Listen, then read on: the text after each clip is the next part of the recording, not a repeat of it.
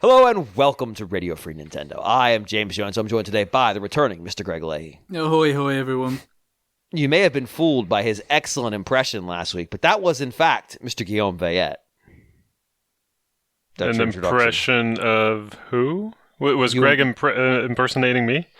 No, you impersonated Greg. I see. Yes. Yeah, hello.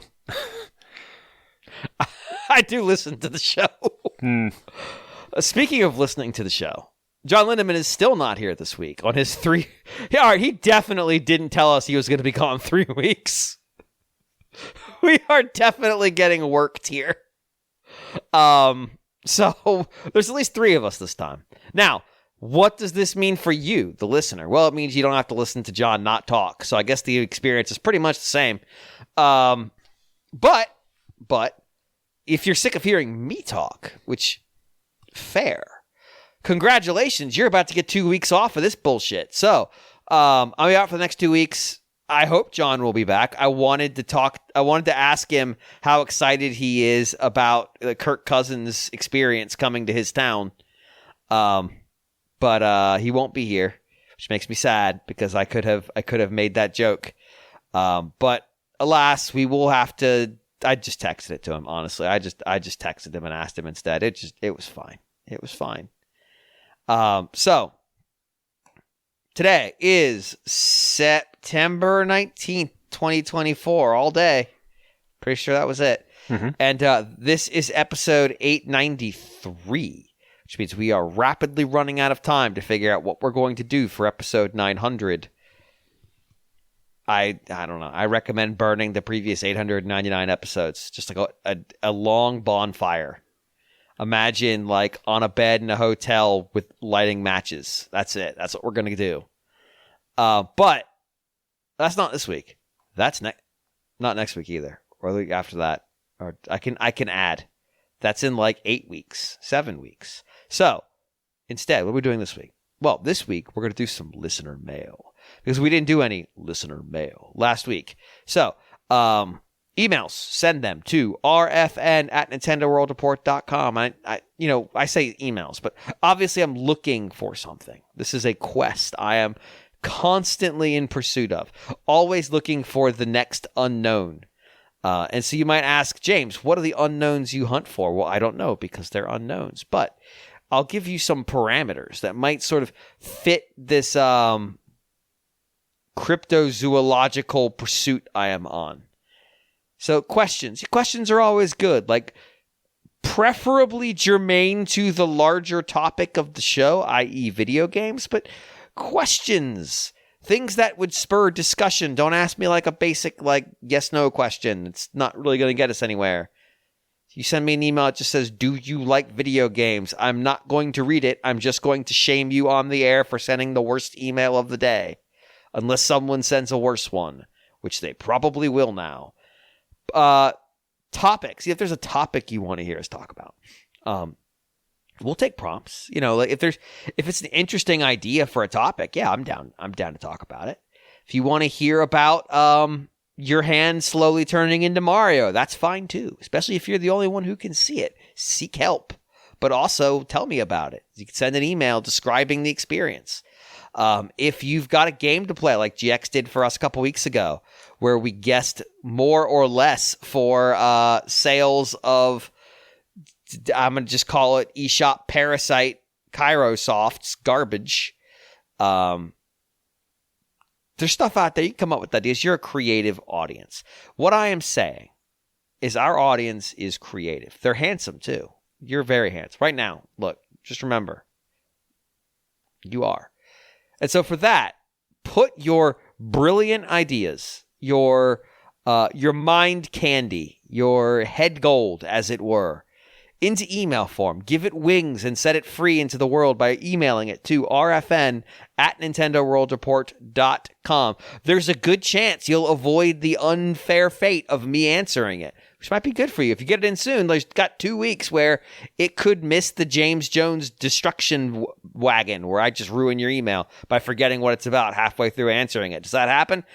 Listening to the episode more often than I would like. But that's okay because you got a chance now. You've got a chance. So send them. That is rfn at nintendoworldreport.com. And if you've already forgotten the email address, because you've got memory like mine, I'll be honest. If you go to the article that I write every week, and I'm convinced no one actually ever reads, there's a link in the article every week. I say that, but I think I actually forgot to put it in last week's episode, where it says you can email us. And if you view that on a non-mobile browser, you'll have a button to submit your email. If you view that on a mobile browser, who can say? So don't do that. Don't open it on your phone. NintendoWorldReport.com is not a phone-friendly website. Why? Because we're not professionals and we don't have anybody to write our website for us. We deal with it. So that's RFN at NintendoWorldReport.com. Or if you happen to need to know the URL, it's NintendoWorldReport.com/email/RFN. I have typed that so many times in my life that it's just up there forever. So, emails. I'll read the first email because it's long, and I'm not going to subject anybody else to reading this thing. I'm going to make them read the email from the future instead. GX writes, speaking of GX, dear RFN crew, much like Guillaume, I too have recently played through Yakuza 0, my first real experience with the series. However, where we diverge is that I crammed hundreds of hours into it into a mere 8 days. While I mostly stick to smaller games or games with satisfying short play sessions, once or twice a year the right open world game or RPG will hit me at the right time and absolutely suck me in for days on end. Recent vacations had me playing an obscene amount of the original Xenoblade and the Great Ace Attorney. Slow work periods had me cramming Pokemon Legends Arceus or Sony's Spider-Man. I sank hard into Xenoblade Chronicles 3 directly after my father's passing. I can attribute my current Yakuza addiction to my first period of unemployment I've experienced in 9 years. Have you ever felt the need or the desire to throw yourself into a game to such degree?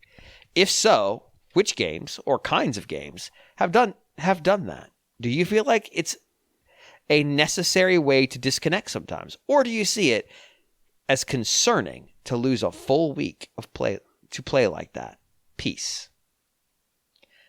I am like, this is the how much of the James Jones RFN back catalog have you listened to email? Because I feel like I've answered this question in real time many times. I get latent games, Xenoblade games. Yeah, there's quite a few of those where it just feels like that's some very concentrated playing of games. The 100%ing latent games in a weekend. Yeah. Phoenix Wright. Yeah, not usually as hard as the latent games because they have that. Still, definitely you're faster getting through them than me. Yeah, but the fact that they have hard breaks when they change chapters it almost gives me permission to put them down. If that makes sense, because I can say okay, the game is telling me that if I stop here for right now, the plot's going to pick back up, and I'm not going to feel like I'm in a weird spot. Whereas a lot of times with games that I get stuck on, it's because I don't have a natural off-ramp to put them down. So I just keep playing in search of said off-ramp. And I might put an extra hour, a lot of these times it'll be okay, I need to go to bed. All right, I'll go to bed at the next off-ramp. And I just don't get one. Because the game's not going to give them to you. The game's just get off when you get off. Get off the highway when you get off the highway. There. All right, cool. I'm the editor. I can fix that in post. Am I? I don't know. Maybe.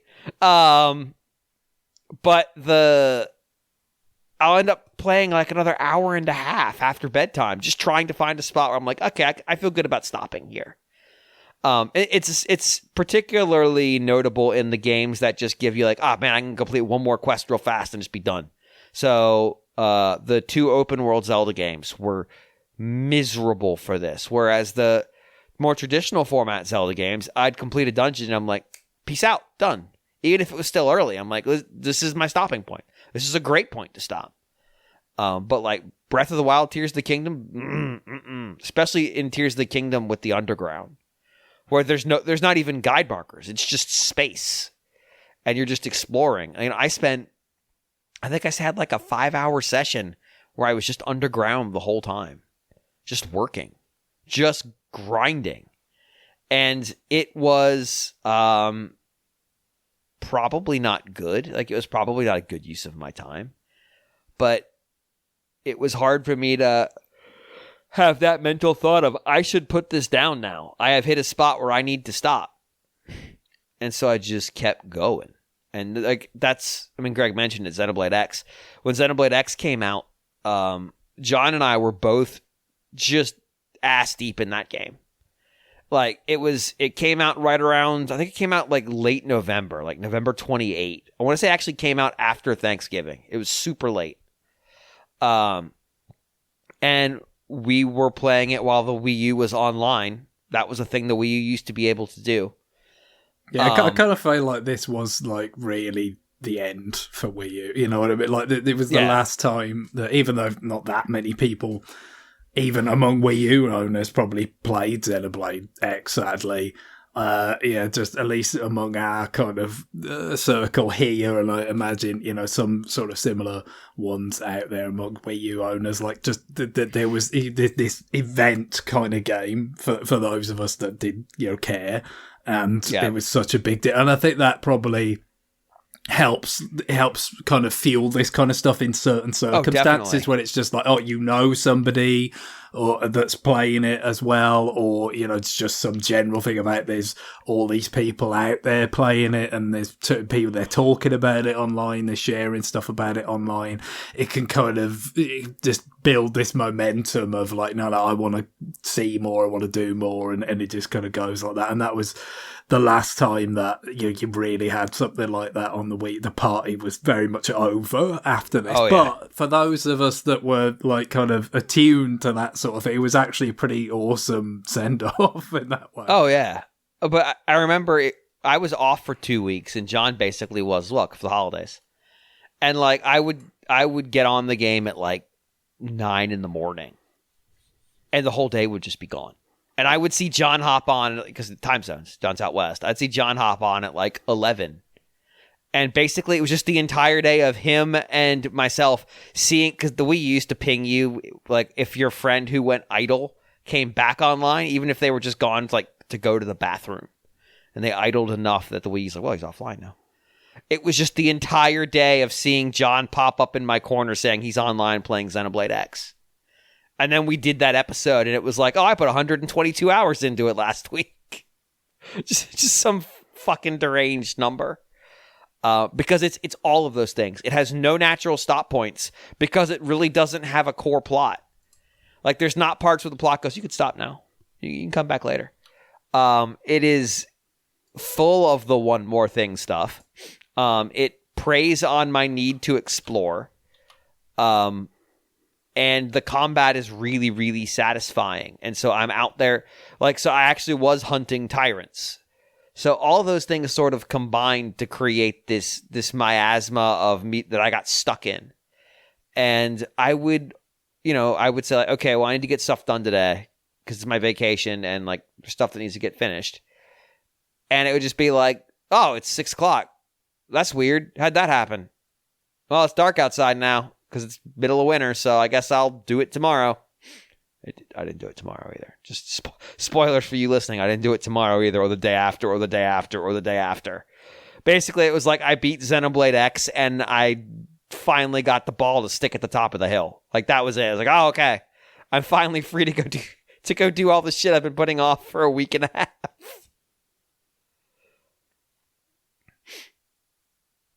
Guillaume, Greg?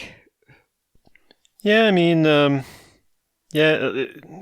don't do that generally, especially these days, but you can hear me week after week sometimes, like, talking about the same game over and over again. Like, I don't even feel like I'm taking my time playing games, but like, they're just so freaking long.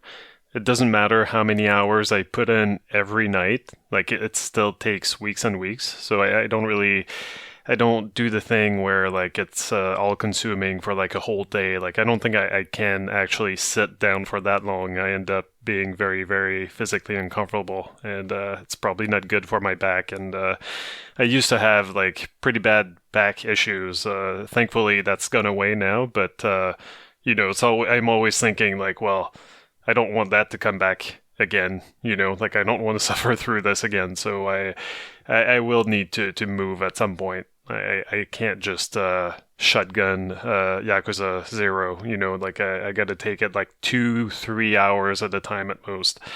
But I did have like experiences, like I have like memories of the first time that I played Diablo, the first one on PC.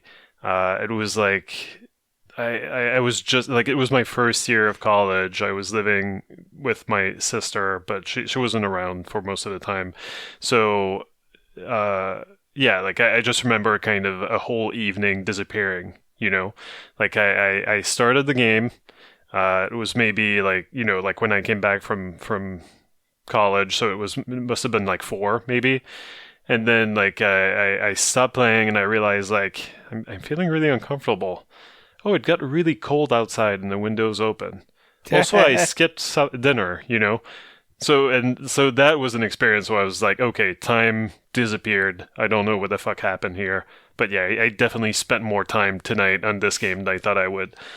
Another game that I got weirdly addicted to was Ratchet & Clank Tools of Destruction when I got my PlayStation 3.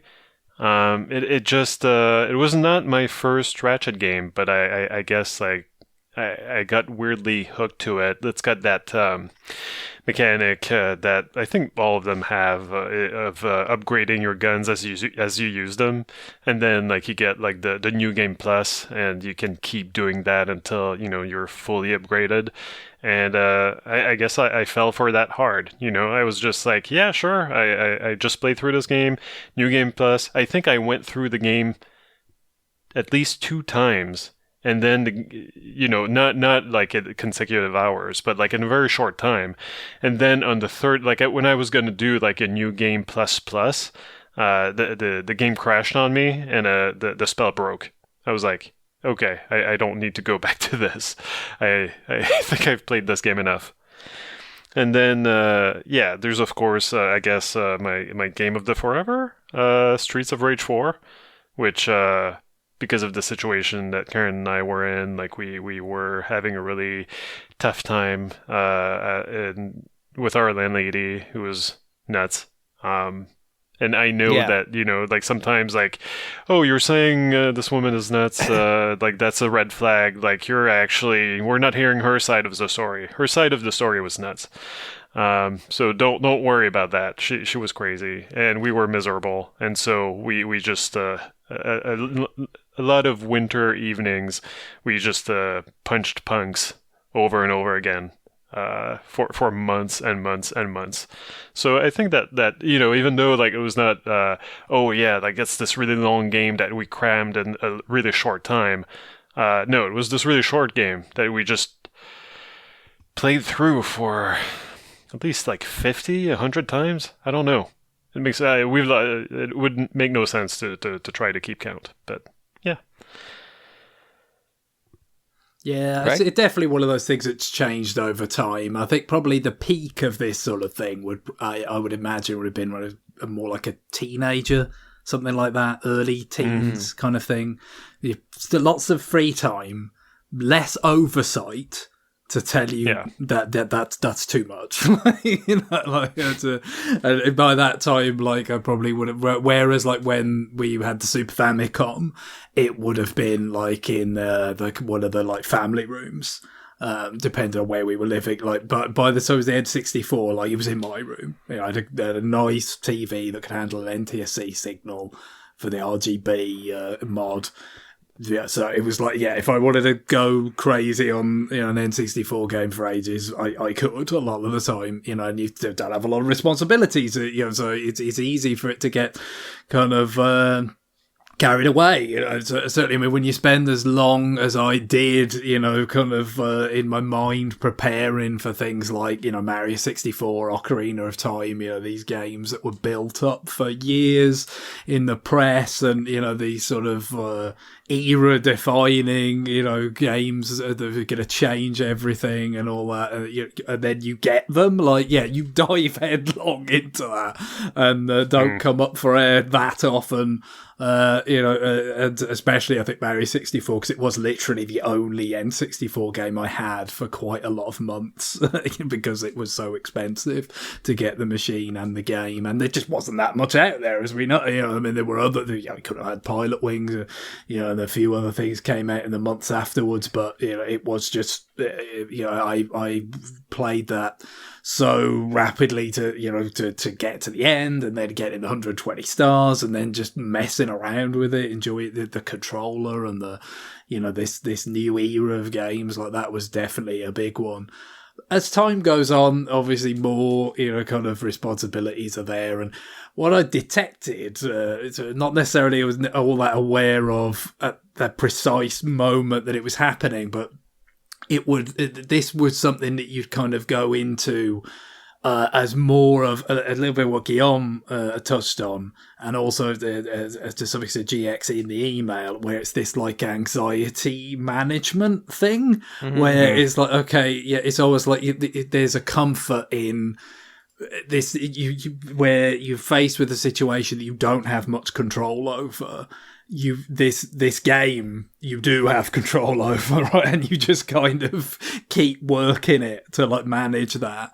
And so, I mentioned it glibly in reference to that the whole political opposition research thing with Sin and Punishment, trying to do it on hard without dying. Like, that was, that was one of those situations, right? So I've beaten the game, I've played it enough, you know what I mean? So I think the reason why that happened was just, this is the best thing I could do. I got to give my head something else to kind of focus on. If you just go too far preparing and worrying about something, you're just going to turn it into more than it is, and it's going to go badly. So there's definitely that kind of thing. It started to tilt more towards that, and the thing about that then is that what happens is you get to sort of associate those experiences with bad stuff, right? I'm sure I mentioned this actually while it was happening, because eventually when you go through this enough, you have enough self-awareness to realise that this is a pattern and it will happen again. But I'm sure this is one that a lot of people will be able to kind of relate to because of the kind of the synchronicity of it all. Animal Crossing on Switch, right? New Horizons. It's like with the onset of restrictions and the pandemic and the uncertainty and the anxiety about that, a lot of people, crafted some sort of routine incorporating, Animal Crossing quite heavily into it as a way of, creating this sort of space where you do control something, and there's this, kind of enjoyable, dependable, kind of safe area, that you kind of keep going back to. So, and that of course is not a case of certainly for me anyway, I don't know about the most enthusiastic Animal Crossing players out there, but for me that wasn't a case of putting in 100 hours in a week, or as was mentioned in the email, or even certain other examples that you could name over the years, but there was still that kind of thing of I'm clearly kind of doing this day on day on day. I'm not missing days, because there's this kind of compulsive element to it, basically, that you just kind of want to stick with it. And I think I literally said it on the show. It's just when I fall off this, I don't think I'm going to go back, because it's just going to make me think of bad stuff. It's true. It's what I think of in my mind as getting Clockwork Oranged. Basically, in The Clockwork Orange, for those who are not familiar. It's the sort of lead is essentially a psychopath. He's barely human, but he has one like vaguely human trait, which is he likes music, and specifically the work of Ludwig van, as he sort of says, Malcolm McDowell, meaning Beethoven. But when they like put him in the chair and like try to rehabilitate him very forcefully by torturing him and make him watch horrible violence, it's set to Beethoven. So now the one thing he actually likes, he gets violently sick anytime he hears it because it reminds him of being tortured. And so that is a thing that I actually try and avoid doing this if I can, because it's like, you know, that thing you like, you're going to hate it. I really do kind of sometimes catch myself like, you know, don't rely on something too much, you know, don't overdo it. It's because you can for multiple things, you know, you can't get too dependent on things. You need to be somewhat present. You need to be mindful in situations as well. So yeah, it's got more rare, but I can think of some in more recent times. I mean, I think Tears of the Kingdom was pretty close.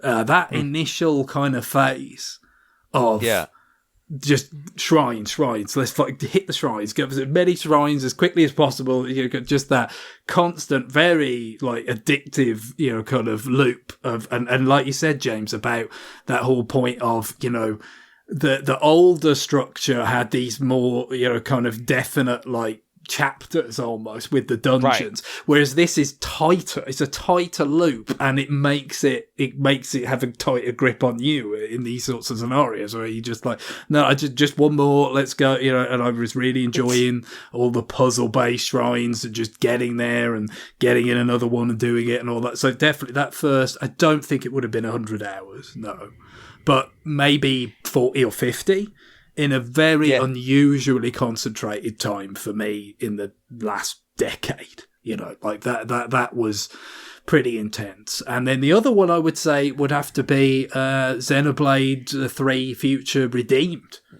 Again, it's not a huge game because it's the DLC kind of campaign, but I had some time blocked out with the draft happening and all that, and it was just like, you know, I wasn't setting out to think, let's just do this in this weekend. But once I got going, it was like, the kind of hooks got in me hard enough. There's like, no, I want to see the conclusion of the narrative. I want to see everywhere I can in the world. I want to see everything about this. It just really got the hooks in, you know, that powerfully and that quickly. So it can happen nowadays, but for multiple reasons. I think just age, lack of energy, lack of, you know, there's much time that's just kind of there waiting to be soaked up by this kind of stuff, and even sometimes consciously wanting to avoid it. It still is possible if you get that right kind of alchemy of intersection of circumstances. Yeah, it really is. I'm obviously more susceptible to it than pretty much anybody on the show, except for maybe John. But there are definitely some formulae that will make this more likely to happen. And the sort of discrete chapterization of Zelda was almost a soft version of Nintendo during the Wii era going, hey, is it time to take a break? Where they'd prop up the thing going like, hey, you want to take a break now? It'd be a good time. Whereas Tears of the Kingdom was popping up like individual frames so fast you couldn't perceive it actively, but your brain was reading the sign that said, don't stop, keep going. It was really just out to keep you not just motivated, but like keep you constantly, what's that over there? And we talked about it before that game came out because we'd gone through this with Breath of the Wild. We're like, well, it's the same map. So how are they gonna, you know, get you to like be baited over to this corner to see what's that thing over there? Because you've already seen that thing before, especially if you're like me and mapped every single centimeter of Tears of the Kingdom. Obviously Breath of the Wild. Well, I did it for Tears of the Kingdom too. And the answer is they put shit in the sky where you might be able to see it from the ground and go, that looks weird. I should try to get up there. And that's even harder because it's not just walk. It's figure out how to propel yourself to that location and then see what's hanging out. And they just buried more stuff. And in a weird way, knowing the world, but being surprised by it anyway, might have made those hooks get in deeper. Because it's like, what is that? That's a dragon. Oh, fuck, I need to get away from here. Or Gleeok, technically speaking. Or it's like, wait, that's a 3-headed Gleeok. This will probably be fine. Oh, it's not fine. None of this is fine. And then it's, okay, well, either that zone is completely off limits to me now, or I'm going to go bang my head against it for the next 4 hours. I did the second. I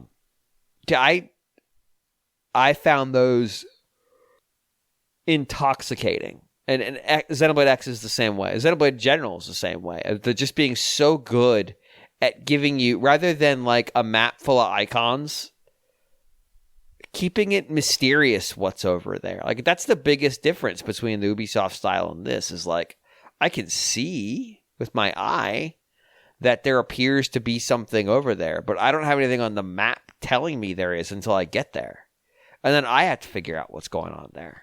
Like, I like that. It makes me climb up to the highest spot and start looking around. Ease 8 is another example of that, where it's just like, I'm going to go wander up there and I'm going to look in every direction and I'm going to spend 30 hours doing this, even when I could have completed the game. Ease 8's great, by the way. Ease 9... Ease 10 has gotten some really positive feedback, and that comes out pretty soon, so keep an eye out for that. But Ease 8 is an excellent Switch travel game. Like, it is so good. That might have been my pandemic game, now that I think about it, because it wasn't Animal Crossing. It might have been Ease 8. So, next email? Sure. Well, I just want to quickly mention, I guess like in my PC days, I did have a brief fling with Western-style RPGs, and so Fallout 1, Fallout 2, and Planescape Torment, I was pretty deeply engrossed in them. Like, I just... there was something very novel, very cool about getting experience points for choosing, like, a dialogue option. You know, it's not something that I ever experienced in... Final Fantasy, and so like I found the stories in those games fascinating, or like all the possibilities, and I can't get into those games as much anymore, and I'm not sure why. And I think maybe it's because of the extra fidelity. Now you don't spend so much time reading about the world that you're exploring; you're actually exploring it. And it kind of loses something in that. But also, I wouldn't go back to the isometric, RPGs that have you read everything and are not detailed enough to actually depict the things that they're describing. So, yeah, I don't know. Maybe I've just moved on. That's fair. All right. Speaking of moving on, would you read the next email? Sure. Future Meowth, Disney Resistance Force Commander, writes, "Oh, thank goodness. My backdated warning about Senran Kagura paid off.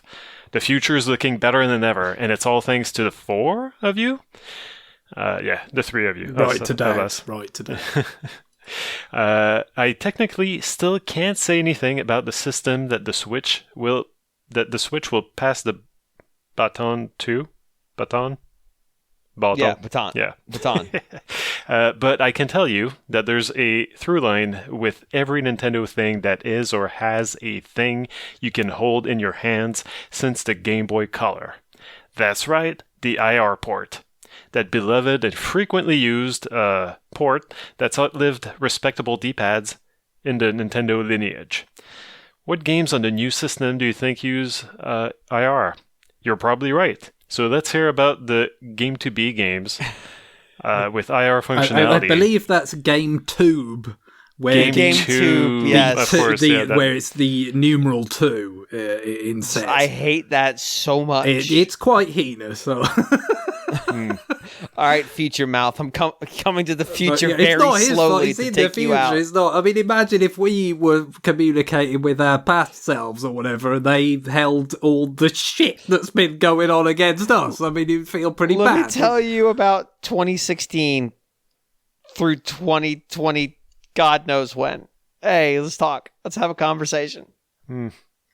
So the GameTube games with IR functionality. So let's hear about the GameTube games with IR functionality that you're looking for. Crap. The Disney Police Plus? Here? This is supposed to be the good timeline. Gotta run. It's all relative, I guess. So it's not the first dispatch from the future that Meowth has given us. At least this one, like, it sounds like he made it out, and he did not give it like an HP Lovecraft, like, oh no, I hear steps, I hear knocking at the door. I think that it's fine. He is continue the good fight, future Meowth, when you hear this and whenever it is that you're fighting the Disney Plus police. I like the fact that it's Disney Police Plus as opposed to Plus Police. That's true. You're right, because that would be like Disney Plus Cats, which is a different nomenclature altogether. This is Disney Police Plus. So if we had Nintendogs Cats Plus, does the Disney Police Plus like have the right to commit extrajudicial murder or whatever because you signed up to their terms of agreement when you did a trial of Disney Plus decades earlier? No, they don't have the right to it, but you do have to go through adjudication with an arbiter after they do it. But you have to attend the person who was killed. So it's kind of a loophole, for being honest. It doesn't feel very just, but I mean, you did watch that preview of Agatha all along, so that's your fault, really, if you think about it. Mm-hmm. And I do every day. I think about it. So all right. I think, like my first thought is like, how did the Game Boy Color use its IR port? And of course, the main use that I made of it was that I used it for the Poke Walker. You know, you could transmit data to. Was that Game Boy Color? Was it? Maybe not. There was a. That would have been like Game Boy. Yeah, I didn't have the Game Boy Color, but I had Pokemon Soul Silver with the Poke Walker.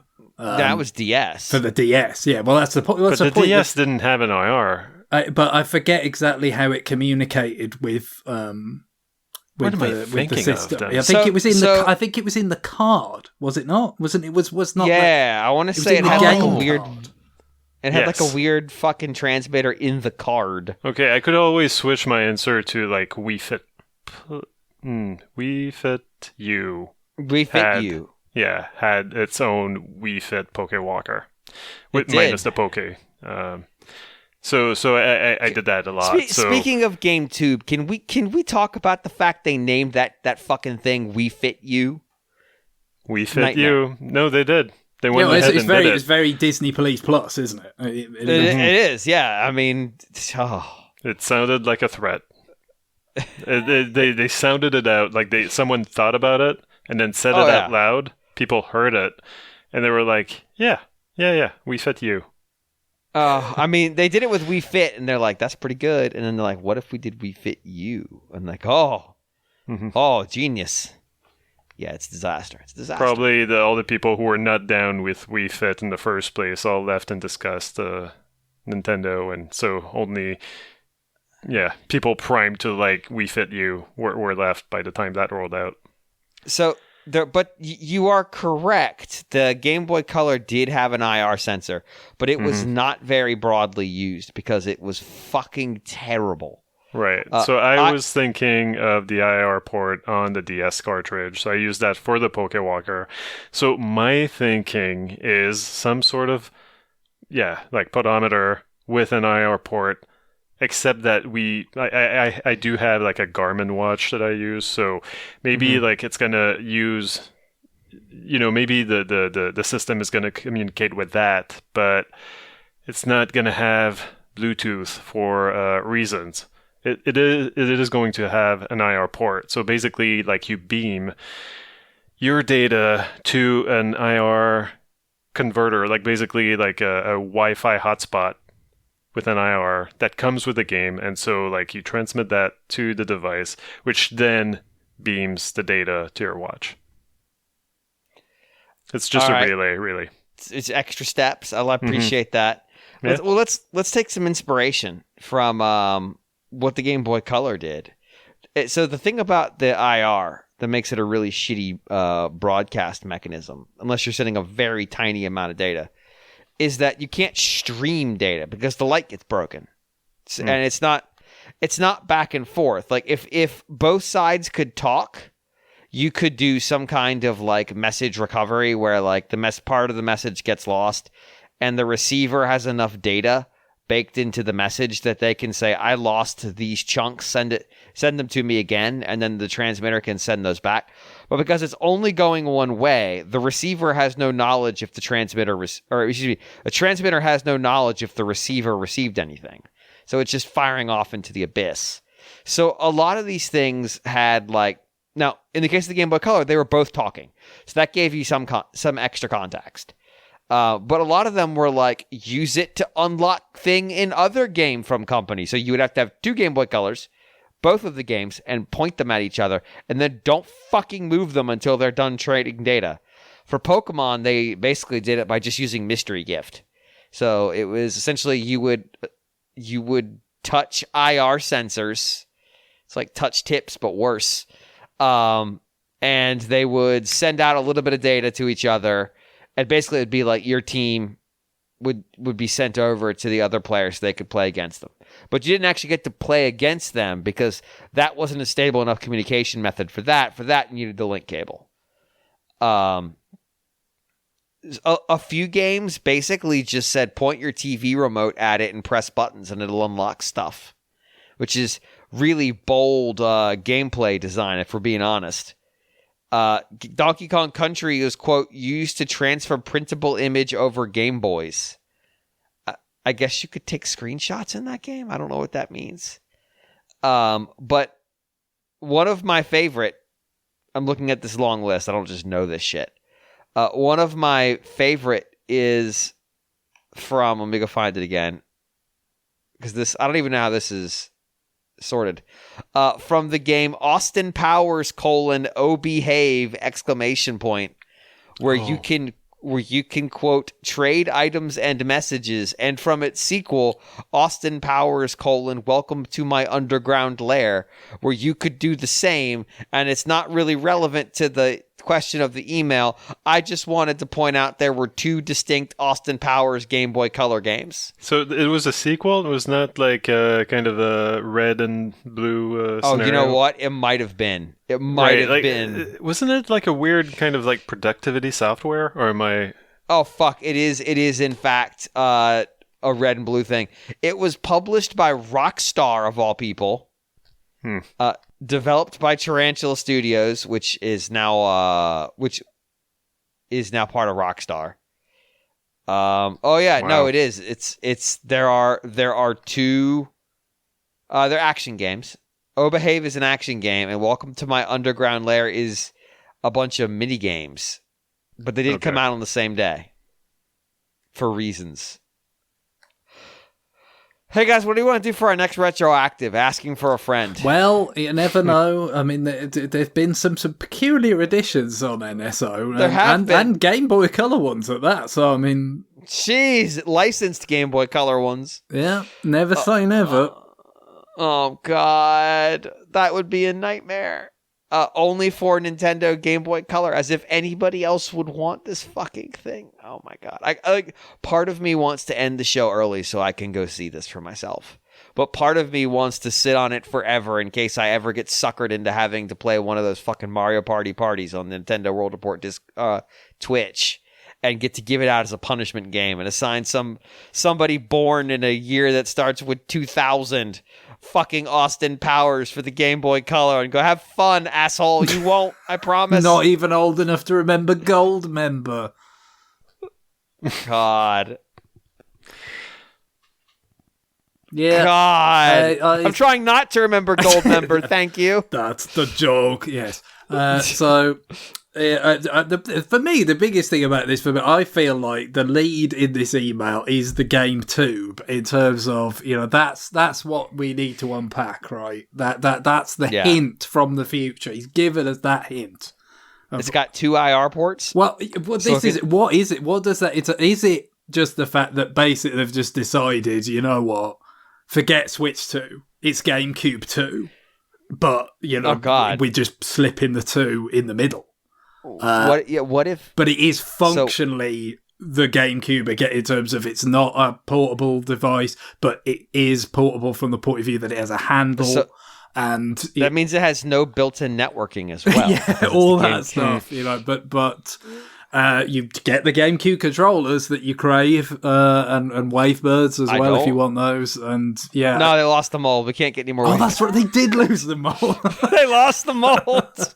We can't make Wavebirds anymore. Why? We lost the mold. Can't you reverse engineer? I mean, when they've done GameCube controllers for Smash, they've been non-Wavebirds. I mean, you could think that was because the notion that people want wired ones to limit the lag. But the more accurate thing is that they lost the molds, and that they would have done had they not. But for those of you who weren't around, that's not a joke. No, that's the official answer. That was an actual. It's a bit like the fridge cleaning thing. It's a thing that they actually said and was then memed into just oblivion. But that is not the only sort of thing that GameTube could indicate, is it? Because it could be just as GameCube. It wasn't actually a cube; it was more cuboid. But it could be some sort of tube, couldn't it? It could be that you have these sort of more flexible screens now. It's 2 screens that you can roll up into a tube and then telescope it down and put it in your pocket. I thought you said it could be a 2, like the number, and I'm like, well, that would be very. No, it is literally a tube. And okay, I thought they were going like original Xbox prototype, where it was just a big fucking Chrome X with a CD tray on top. Also viable. But no, it's some sort of tube. So you could just sort of roll it up and put it inside if you've got a long sleeve shirt on. You could just kind of slip it up there. Airport security is going to love these. But also, what if you could use it as a tube, And so, kind of a kaleidoscope, you look into it, and maybe Nintendo's pitch is that, everyone loves virtual reality. They do. They just do. But they don't love having to move their neck around to do any movement to actually look around. Hands full VR is what you're saying. Well, I'm saying you get 360-degree vision, but basically around your eyes as you peer through the game tube. You get 360-degree visions 60 degrees at a time as you look through the end of the tube. I mean more you get the whole vista in front of you technically, but you're looking at it as if through a telescope. But a kaleidoscope is more accurate. But my feeling on this is how we can tie it into the other part of. Is the notion that when you peer into this tube telescope thingy, what in fact you see is very much akin to the IR camera that we have on Joy-Con. So you see the contours of things. I was actually thinking that this tube would be covered in IR, very small IR diodes, because they can be very, very small these days. And when you look into it, he says it's all Nintendo systems. So it is reviving the Virtual Boy by blasting you with thousands of infrared diodes at one time. You can't perceive them because our eyes can't see that wavelength, but your eye will feel them as it slowly sears away your cornea. So it really is the first truly tactile game, in that you're just going to respond to, in place of UI telling you what's happening, the searing pain of IR lights coming and going giving you indications of where enemies are, almost like your Daredevil. Like you can imagine that's what the experience is going to be like, which is good because by the end of a 3 or 4 hour play session, you will be blind. And then the tube is now also your assistance to walking around. I mean, the game tube would be the only system that's its own mailing envelope. And like that's a claim to fame I think is worth pursuing, honestly. But I do think it needs to be like pirate telescope level, like ocular size on the outside. Like I want you to have a really small range of vision, and you have to kind of like pan around. It's still diver. It's still diver for your face. It's face diver. That's kind of AR element from the 3DS era. Yeah. Face Raiders. Face Raiders and all that. But the spirit. What do they call the Fatal Frame thing that was awful? Spirit camera. Spirit camera. Yes, yeah, I own it. It's fucking terrible. It's the worst. It's so bad. It's funny, James, because I was going to mention that, like your whole thing about becoming blind. I was going to say that they were planning on putting an IR port, but someone misread the blueprints or whatever, and put in a UV sensor instead. And so basically, the game tube is primed for all your like Buktai like games. Which is fine because I hear that the ozone layer is healing. So I assume that means that the being out in the sun is safer than it's ever been. And so, yeah, I think we'll have a lot of kind of UV sensor-based games in the future as opposed to IR. What if this is the plan? The ozone layer is healing. We're going to put all that IR light in a tube and pinpoint it directly back at the ozone layer to make sure it knows who's fucking boss. Don't forget. Assert dominance. In a very famous documentary called Highlander 2, The Quickening, Christopher Lambert fixed the ozone layer, so be grateful for that. Well, Future Meowth hasn't said that he came from the Highlander 2 future, well, so I think... Well, I mean, only Highlanders know about Highlanders, and Meowth 2 may not be a Highlander. As he found out that there's just another planet full of them, and more of them could show up at some point. Yeah, but there could be only one planet full of them. Future Meowth, can you tell us if Sean Connery is alive or dead in your timeline? And I think we'll have our answer then. Can he be summoned at will by just shouting Ramirez? Have you now or at any time recently encountered a Spanish Sean Connery? And by that I mean Sean Connery just pretending to be Spanish. Not acting Spanish. Just stating that he is. If so, you may be in a Highlander situation and get out of it quickly. I do like the idea of referring to Highlander 2 as famed documentary Highlander 2. Like there is something about that if you didn't know it was fictional, it's very well found. The way they explain that this guy that was principally good at swordplay, having lived for hundreds of years, somehow then went on to fix the ozone layer. I can't remember that explanation, but I think it was completely bulletproof. Well, he used his sword to threaten the ozone layer to get back to work. Get your shit together, ozone layer. I think that the ozone layer healed by itself, but they had already made some sort of oppressive shield for some reason that they couldn't get rid of. The Mr. Burns. It was really weird. It was like this, this kind of weird laser shield thing that they then refused to turn off, even though they were miserable under it. It made no freaking sense. I don't know. See, now get your him standing there with the sword threatening and saying, "Get your shit together, ozone layer," just has me thinking of like the early 2000s boy pop band Ozone. He's just threatening a boy band. By the way, I don't think I've actually watched Highlander 2 since the 90s, so this is like a very dim memory. It's been a while my for me. Understanding of it when I was a while. It's been a while for me, but it's definitely in the 21st century, so it's more recent. Just go watch the Highlander the what was it, the catalog commercial from USA.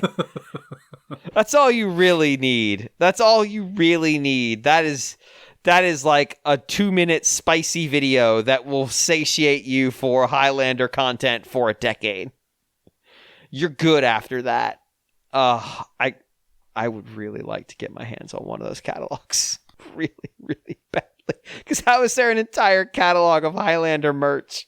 The fuck are you gonna buy? So now it's my live stream. Also, IR Centers. What kind of games what if it's just every game, if you are not wearing a horse mask, you are defeated. But if somebody else is wearing a horse mask. So you really need to wear one. It's like the game is spying on you at all times. Are you horsed? You are not horsed. You are now at a terrible disadvantage. I look forward to Smash Brothers by IR, which will just be like the activator for the original Sega, which was just a big dumb ring of IR where you punched and kicked and you broke light bands, and it's like, oh, you kicked. Did it work? No. It's the Circle Pad Pro was the thing that the 3DS IR used, right? Yes, it sure did. What a fucking piece of garbage that was. So it's one of the very, very peculiar set of circumstances. It had to have its own batteries. That gave us that, but it was kind of important, I guess, in terms of making sure they got that Monster Hunter deal done, and keeping it on 3DS at a time where getting it on 3DS, I should say, away from PSP, or potentially right. Could have been on Vita, I guess, later. To whatever extent that whole having the ability to have that peripheral, kind of helped seal that deal. It's not a insignificant part in the whole salvaging the 3DS from disaster process. So. It's probably influenced Revelations as well. I actually said it correctly. I apologize. Revelatons. My mistake. Do you ever look at it in the eShop, like for Switch, and get disappointed that they haven't remained faithful to the top? They really should have done it. They really should have just said, fuck it. We fucked it up. We're not going back. It would have been a very Capcom thing to just fuck it up with a name and just say, like, no, we're here now. We're not fixing this. This is unfixable. And everybody's like, actually, this is really easy to fix. You could just, nope, unfixable. I will take no further questions. You didn't take any questions. Exactly.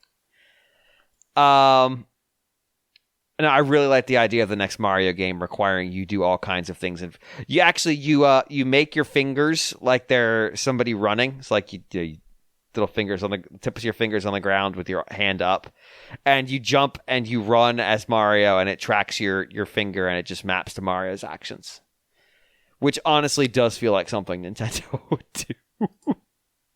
That feels like something Miyamoto has definitely thought about. Isn't there like the Shadow Play Game and Watch thing or whatever at the museum? It's not there that, sure is. It's not that far away from that, is it? Nope. You can play Game and Watch games with your Shadow, and my response is, I don't want to play Game and Watch games with any input mechanism, especially not something as ephemeral as my fucking Shadow. Jesus.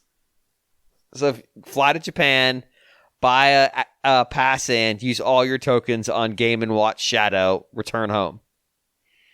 Never eat at the Hatina Burger with the 10 million combinations. Don't even set foot in it. It's my dream trip to Japan. Be there for exactly 1 hour. Oh, maybe that's it. Maybe the game tube is only available inside the Nintendo Museum. Maybe it's in the Nintendo Museum right now. First guest to the Nintendo Museum, your job is to rip the place apart until you find a game tube.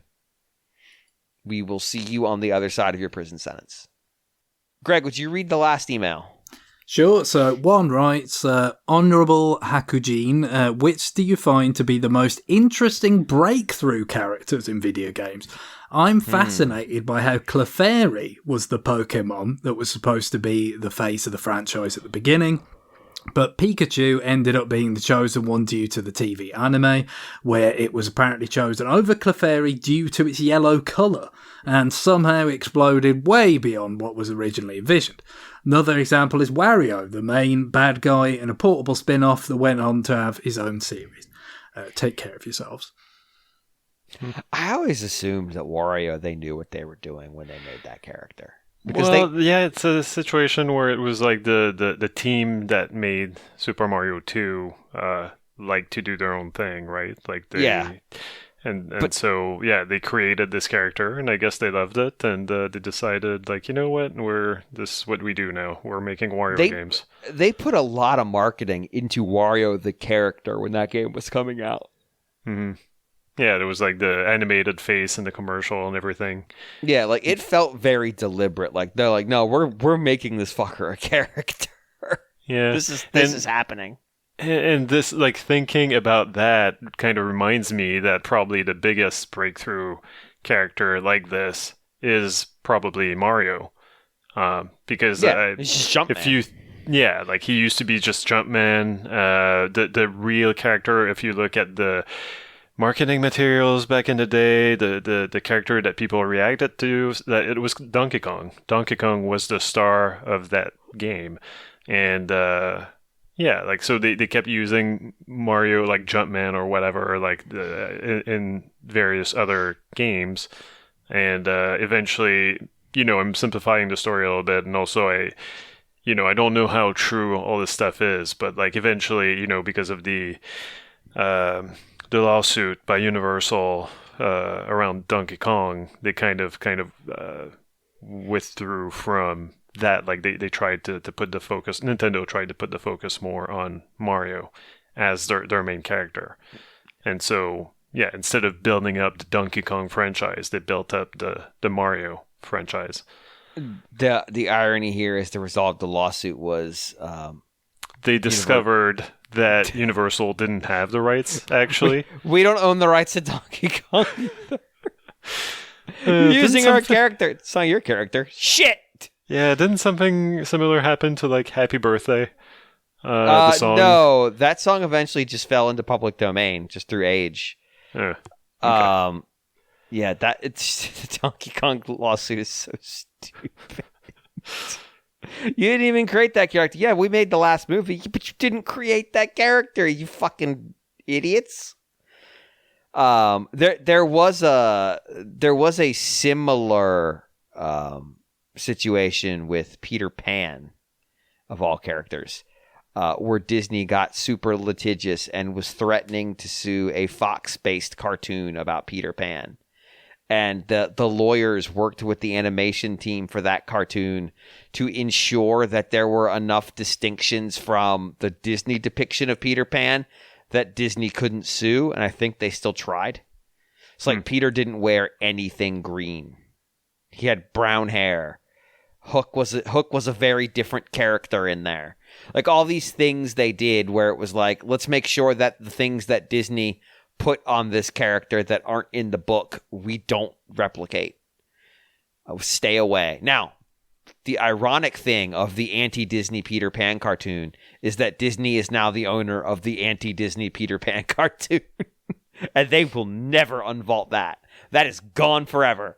But this is like, they ended up owning the thing they prepared to sue about anyway. I think they never actually got around to it because Fox basically said, like, here's all the things we did that are different. You can't sue us.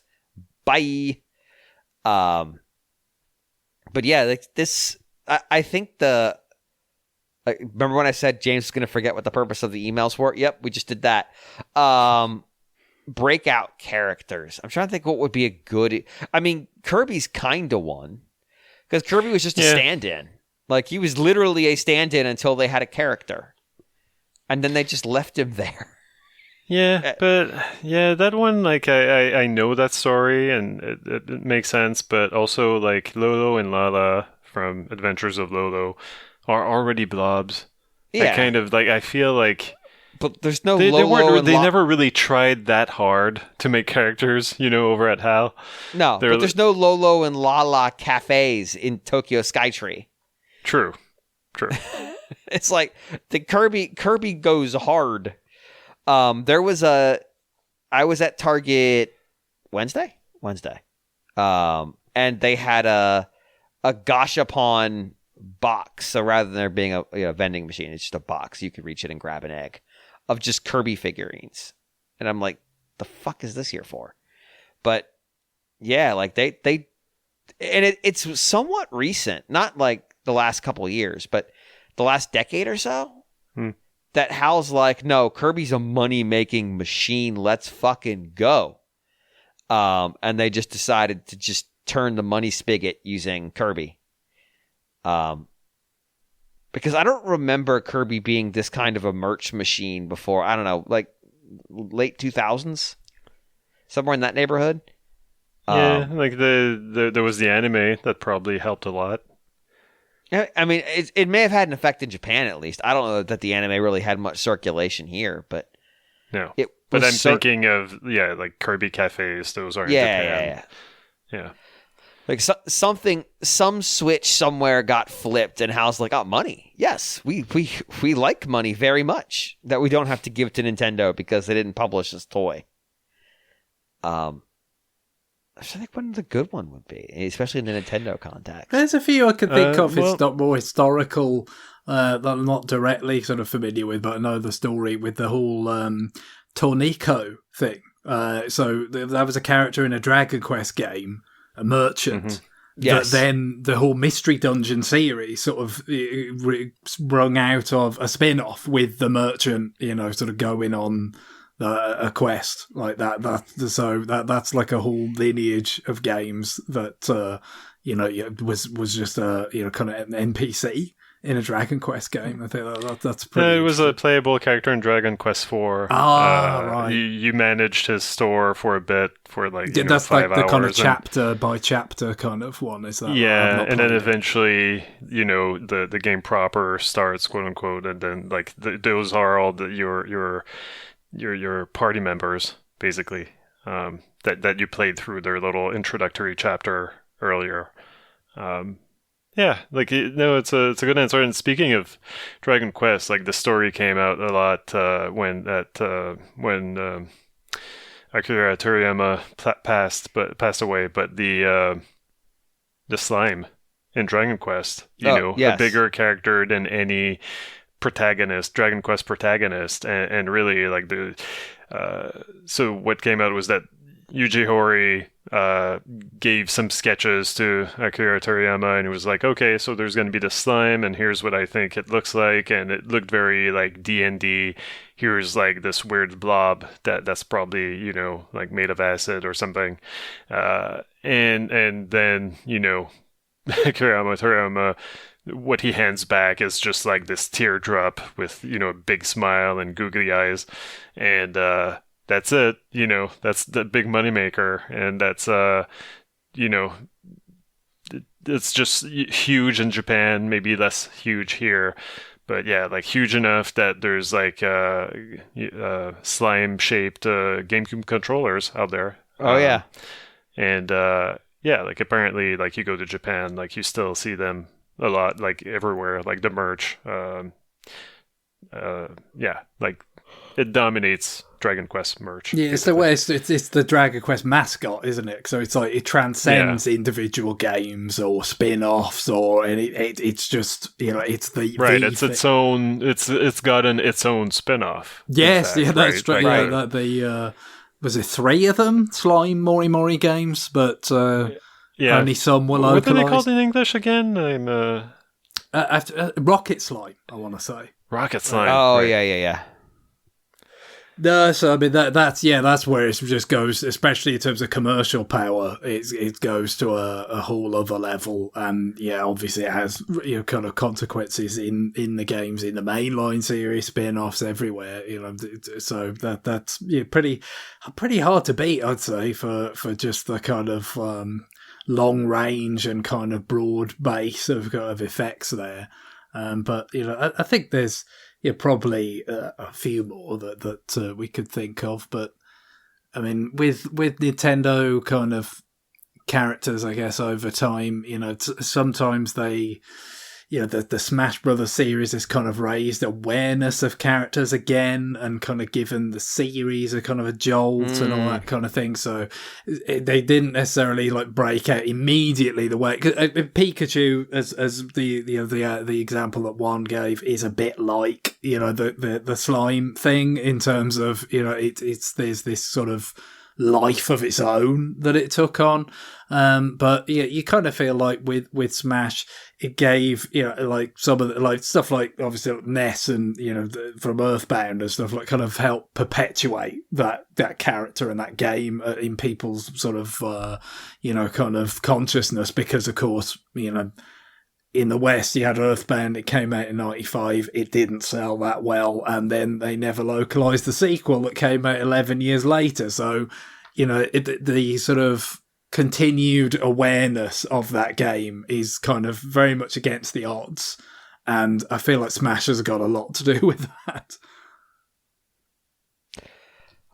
Yeah, I mean, Ike and Marth somehow brought that entire series to the West and got us to, I would argue, another breakout character of Lucina. I feel like they knew, but I don't know that they knew, if that makes sense. They knew that she was effectively the lead of that game, but I don't know that they realized she was going to be as popular as she is.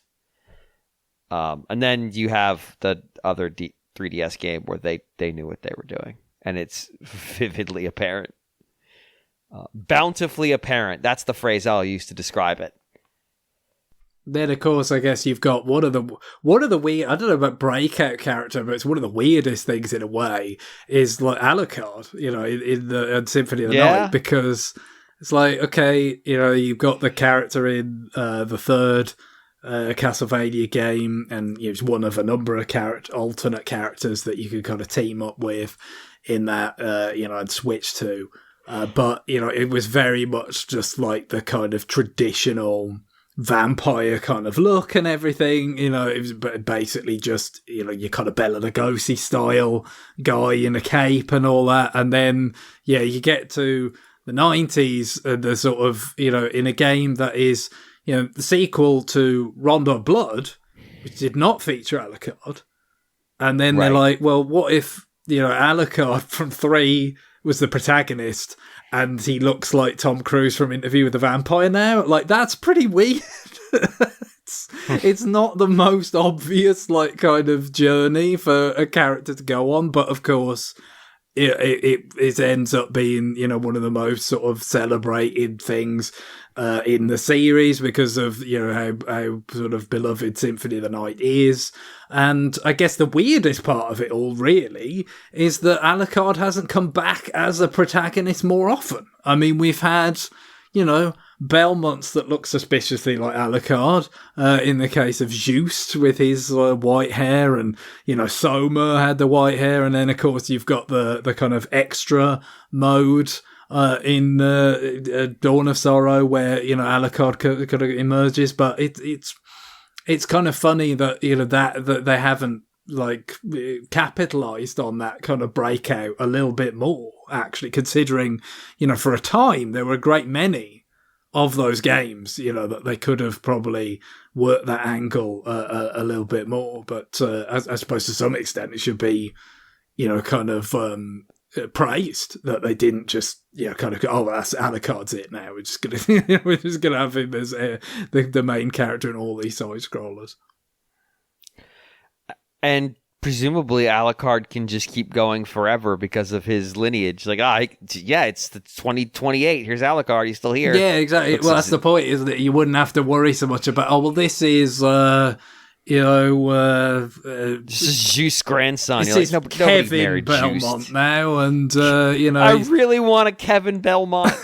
He's Frank Belmont. He's got a sort of clean up Dracula in. Let's have a look. What year haven't we used? 1948. Fine. So it's Alucard's well, no, Alucard's eternal. We know from Duel of Sorrow that he's around in the 2030s at least. So, we haven't even got there yet. So, yeah, that's, again, it's another reason why, it just seems like it would be the perfect character to keep going to go back to. And, of course, that depiction of Alucard is very present in the Netflix anime. Again, so they kind of capitalised on it. But, actually, the main games didn't really do it so much, which I do I've now seen the Nocturne, the first season of the Richter Belmont Castlevania anime, and it does really make me laugh, like seeing like things like Maria depicted in that. God. It's a joke character. I mean, that's what you know what I mean? Like, it was. Yeah, it was like Castlevania parodious, right? Of just like, there's a serious character. Look, there's a barbarian, Belmont. He's got a whip. He's got an axe and all this stuff. And then we'll have the silly character. She's in a pink dress and she fights with birds and she's got a big turtle and a cat and stuff. And it's like they actually have to depict this. Like, it's real, I would love the meeting where they have to explain why this character looks like they do and does the thing and God bless them, they just do it. They just put it on screen. Protect the creative vision. I can't think of a series that at least has the phrase "protect the creative vision" as a valid phrase. The sanctity. I can't wait for the Castlevania Judgment series then, so we could really get the sanctity in place. I will give that game something. It's got a fucking killer version of Vampire Killer. It is guitars and it shreds. Were we still putting IR in games? I can't remember. James forgets the topic of the emails, as I mentioned earlier. Well, I think I mentioned this idea before in a different context, but I do think the context was a question about IR, and I think my idea was Theremin Hero. Yeah, sure. So, like, it's got to happen now if we know that the GameTube is going to have IR. I hate that name. Hopefully, it's going to have enough to make Theremin Hero a possibility. Not just a possibility, but a certainty. I think that maybe like the current trajectory that Activision is on right now will make this happen. It occurs to me that we could have just been told how the IR was going on, but also no, we'd actually moved on to a different email. He's from the future. He could have told us what the IR was. We're talking about breakout characters, and we got distracted. I'm trying to think if there's any others that are like legit. I mean, Luigi kind of crosses that. Green Mario, and now he's got all kinds of his own shit going on. It's a slow burn, but it kind of has happened. Like I said, you compare it to Wario, which was very instant, right? By comparison of just like they're really. You're promoting that first game that he appeared in heavily with him, and then we're very quickly on to him having his own game and series of games, and then spin-offs, and even stuff like Mario and Wario. Right.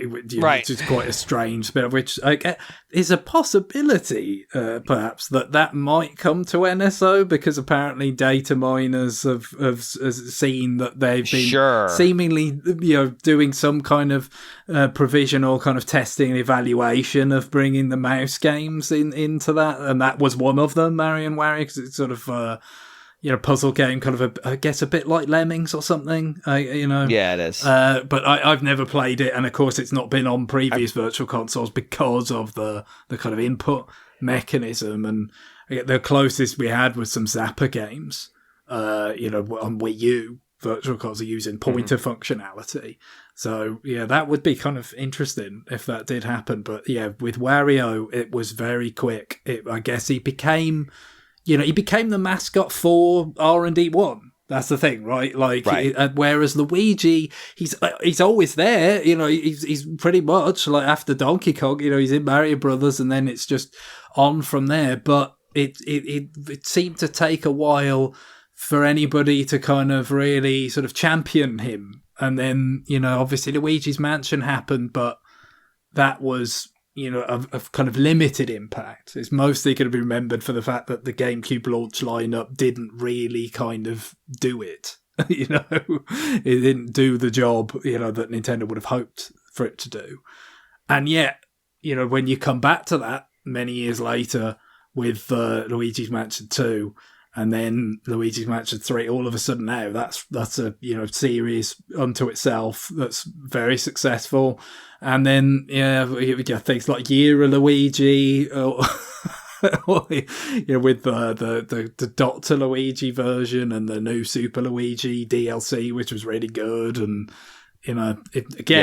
commercially that was less happy, but he's gone to another level over the years, but slowly. I mean, the Luigi's Mansion sales are nuts. It is. It is. I know we say it a lot, but it is. You got to understand, if you weren't us, like us, when you've kind of lived through, Luigi's Mansion for GameCube being this kind of, however fairly or unfairly, it was kind of synonymous with the fact that, again, it wasn't Mario 64, right? It wasn't Super Mario. It was a tech demo. Yeah. Look at the particle effects we can do. It was all about, it was kind of the discourse and all that, the kind of popular memory.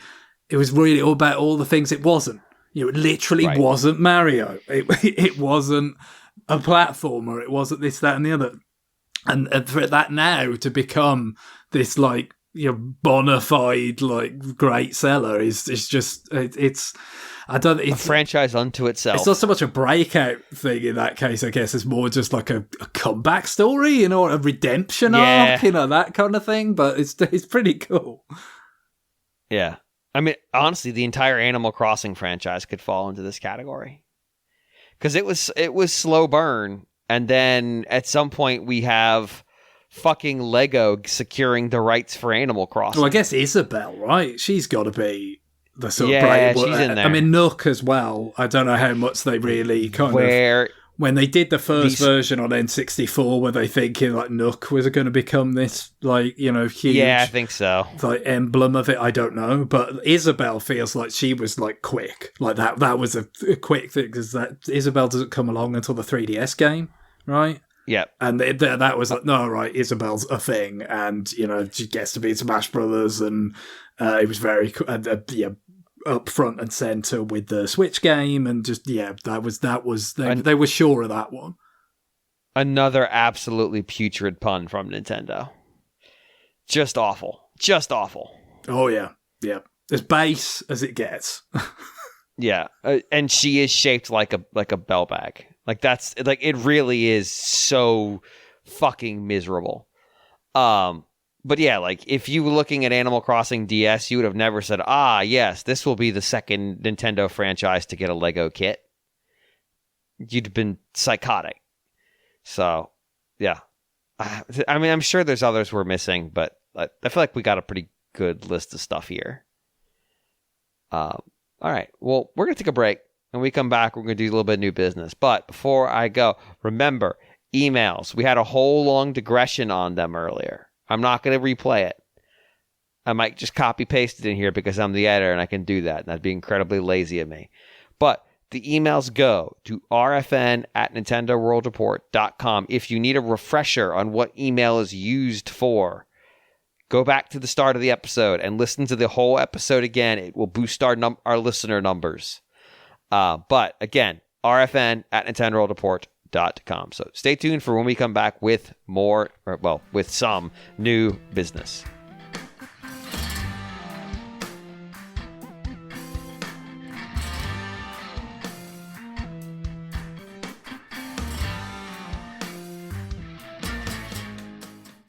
Hey all, it's James. You're going to notice that I am not in the next segment of the podcast, and I'm going to give a quick explanation as to what happened. I know they speculate about it, but I'm just going to explain it so y'all know.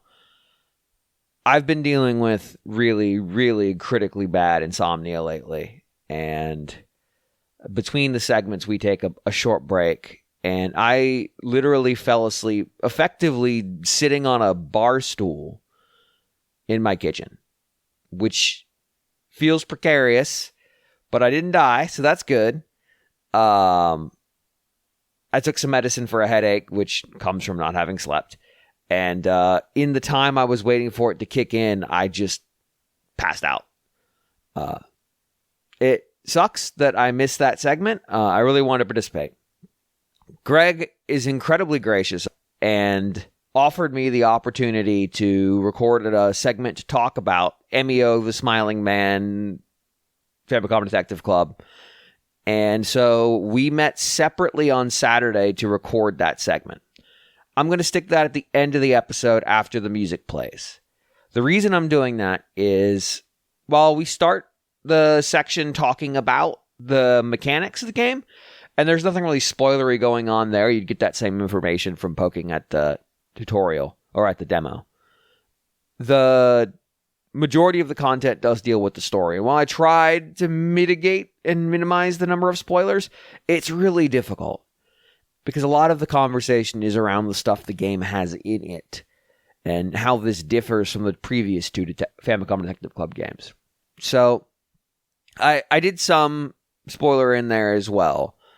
And so if you don't want to deal with any spoilers in that space, you can probably listen to the first few minutes, and then I give a warning about, like, I'm going to talk about spoilers for the next 30 seconds. And then at the end, we talked about spoilers for the next 90 minutes. That segment really got a lot bigger than I expected it would. I thought it was going to be like 20 minutes just as an appendix to the show. But we go in pretty deep, and I think the conversation was actually really good. So in a way, this kind of worked out, because that wouldn't have been possible in the normal context of the show. So if you want to hear that, after the end music plays, that's available to you to listen to. And yeah, it's just Greg and myself riffing for an hour and a half about this very weird product that is Emio, the Smiling Man, Famicom Detective Club, or you just want to translate that to English, the Smiling Man, Famicom Detective Club. So I apologize to both of them for my disappearance on Thursday. It was not a desirable outcome for any of us. I advise people, sleeping in awkward positions by accident is not good for your back. Friday was an act of penance. And I appreciate Greg making the time to record this segment. So with that, we're going to go into the new business segment. Please enjoy. Hello and welcome back. This is James. No, I can't just... Yeah, well, I've proved last week that I could not do an impersonation to save my life. But who would imagine that you'd be called upon to keep doing this? I don't know. This is really, really weird. But we hope that, nothing has befallen James. We're hoping that he's just very exhausted from his job and from playing Emio so hard that he fell asleep during the break. Let's hope that's what actually happened. And that's something worse. But I guess while we wait for him to hopefully show up eventually, I guess we're going to do our new business, Greg. Sure, so, there's a little bit of filibustering. I think I might just be able to pull it off. Although sure. I've never got terribly anything entirely sort of novel, I guess, to talk about over the past couple of weeks. But a few things come up. First of all, there was the grand sort of Splatfest finale or whatever the festival that they had for the kind of end of the 2-year cycle of kind of support for Splatoon 3. It's been a couple of years already. And I don't know whether it's just my memory of, how they kind of wrap things up with Splatoon 2 getting a bit fuzzy because that was, back in 2019. But it seemed like it was a bit more, you know what I mean? It seemed like they threw a bit more at it, which I wasn't really expecting. This whole kind of concept of essentially like a big... Like the hub became like a completely different place.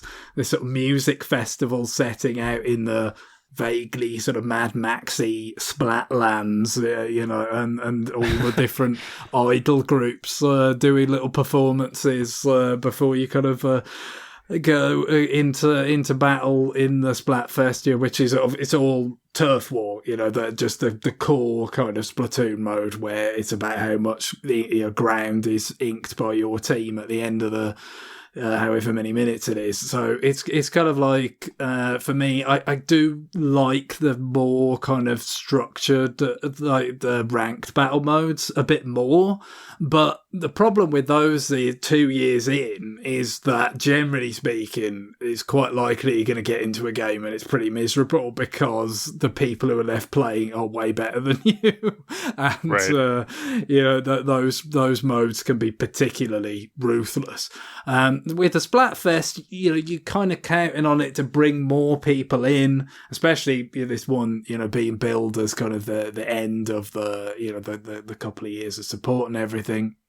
Might balance that out a little bit better, and I suppose it does, but it's because I generally play more of the other modes. I'm never that ruthlessly good at the kind of turf war game anyway, but still, I got a few rounds in. I was on Team Present because it was a 3-way, as all the Splatfests have been for Splatoon 3, of course.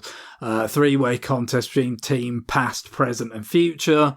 And Past won, and Future got nothing. So, clearly pessimism has set in amongst the Splatoon fan base. They know, it didn't get better. There's nothing. It's all downhill from here. But Past took it. But yeah, I had a few pretty interesting games. It wasn't too kind of just sometimes, people just, they're on you and like it shows you what gear they've got when they kill you, and it's like, oh yeah, like this has been ruthlessly specced out, for this situation. They've got the perfect kind of maxed out buffs like on their equipment or whatever, and it's kind of that's never a good sign. So I think it was effective at drawing more players in just for me to have a few fun games and stuff. And if based on what's happened in the past, there may be some minor kind of effect on some concept for a future Splatoon game, because before, like with 2, I do remember there was the whole like, oh, it's chaos versus anarchy is the end, right? And so like anarchy won, so I think that's why we had the kind of vaguely Mad Maxy kind of setting for Splatoon 3, and then the order part where it was all kind of very like technological and everything was reserved for the DLC, the single player kind of extra mode, side order as it was called. So yeah, whether we'll get sort of, is it going to be about time travel? Is it going to be about like going back to the past when the cephalopod people first took over the world or something? It probably won't be that integrated or that grand, but it was, it was still kind of a neat thing to check in with. And yeah, I said with the transition happening presumably to the next platform, I'm kind of surprised that they seem to, kind of go to, they've got development resources to spare on something that seems kind of frivolous like this, but I assume it, they feel like it serves a purpose for maintaining the kind of fan base. And you would think a Splatoon, even though obviously it was 2 years ago, which is not terribly long ago with development cycles these days, you kind of feel like a Splatoon game has to be somewhere in the relatively early mix for the next platform. That is, the kind of pillar of, establishing your online multiplayer kind of fan base on a new platform, just as it was, with Splatoon 2 in 2017. So, but we'll see. I don't know how quickly that can happen, given, that they're just kind of effectively wrapping up on this one. But you wouldn't think they'd want to leave it too long. Now, other things, so probably the thing I played the most is the Castlevania Dominus collection still. So yeah, I kind of finished off Dawn of Sorrows regular mode and then went into the extra mode with the Julius and Yoko and Aricado. Now, so yeah, one thing I'd forgotten about it is that there are 2 false endings in that one. Not just one. And the second false ending is what unlocks the extra game. So yeah, that was that's the thing. I mean, I really, looking back on it, having not really played it to any significant degree since 2005. I was just thinking about how all the other kind of games of its type I've played in between. You know, I mean, Portrait of Ruin and Order of Ecclesia, I played both of those after it, naturally enough. But, you know, all the Metroid games that I've, you know, played or gone back to, like, you know, obviously Super Metroid many times, Zero Mission, Fusion, you know, earlier, I played Symphony of the Night multiple times since then. I've played, you know, certainly Aria of Sorrow many times since then. So it's kind of wild to think about just how much it's been kind of overwritten, especially with Castlevania. You've got these recurring things like, you know, fights with death and fights with Frankenstein, and, you know, like, so there's a bunch of stuff that, you know, eventually it kind of resonates with you. Like, oh yeah, no, I do remember this, but it would have been really difficult to actually think of it like without that kind of jolt of actually seeing it again, because you could have been thinking of the very many other kind of analogous experiences that I've had in the kind of 19 years hence.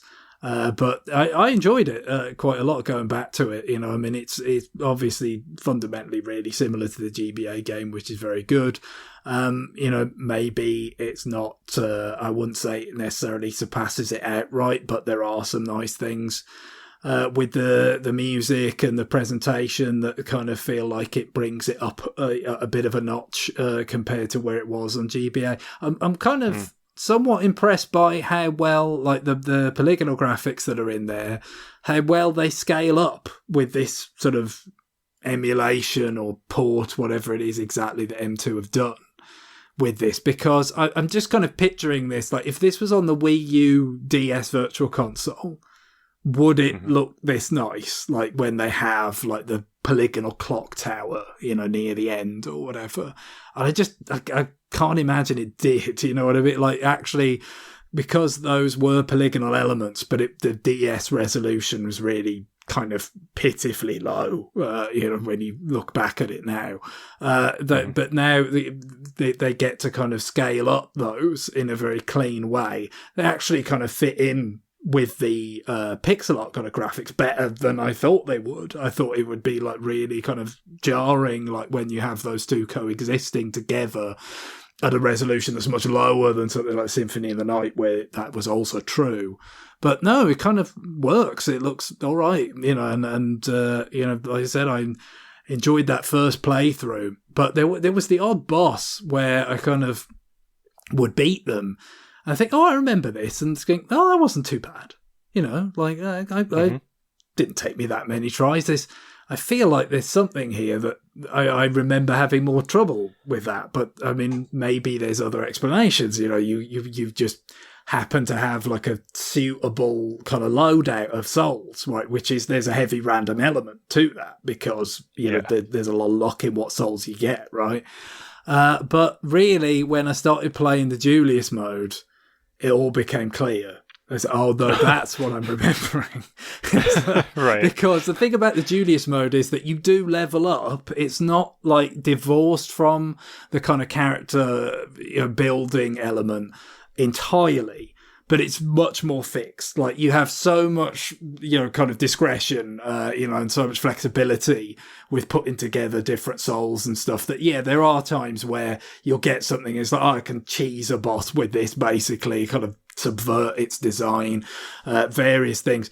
Whereas, yeah, with the Julius thing, it's much more difficult to do that. And it all plays out very much more quickly.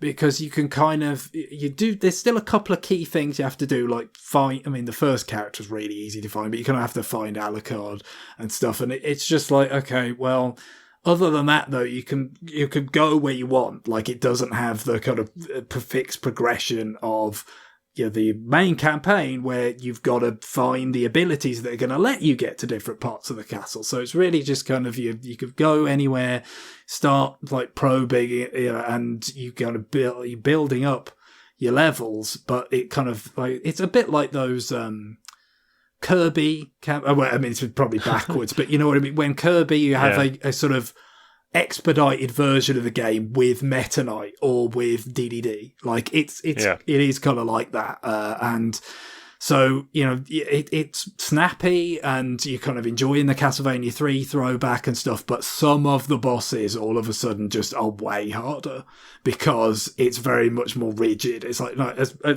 between the three characters, you've got a lot of tools at your disposal. There's a lot of stuff you can do, but it's still not as much so as with Soma.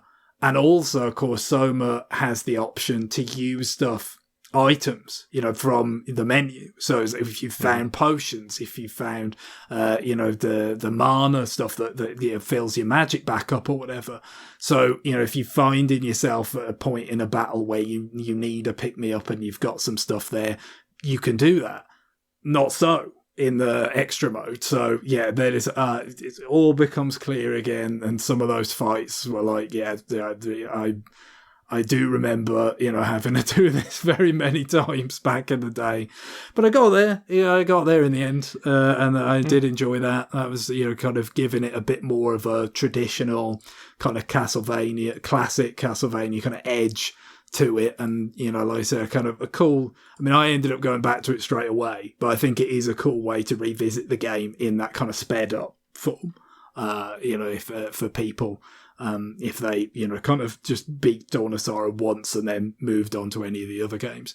And so for now, I have, kind of looked at Order of Ecclesia again. And, really just in the earlier stages of it, it just kind of reminds me of thoughts I'm quite confident I voiced when I played it originally, because that was in the RFN era, unlike Dawn of Sorrow. Dawn of Sorrow is old enough to be pre-RFN. Order of Ecclesia is not.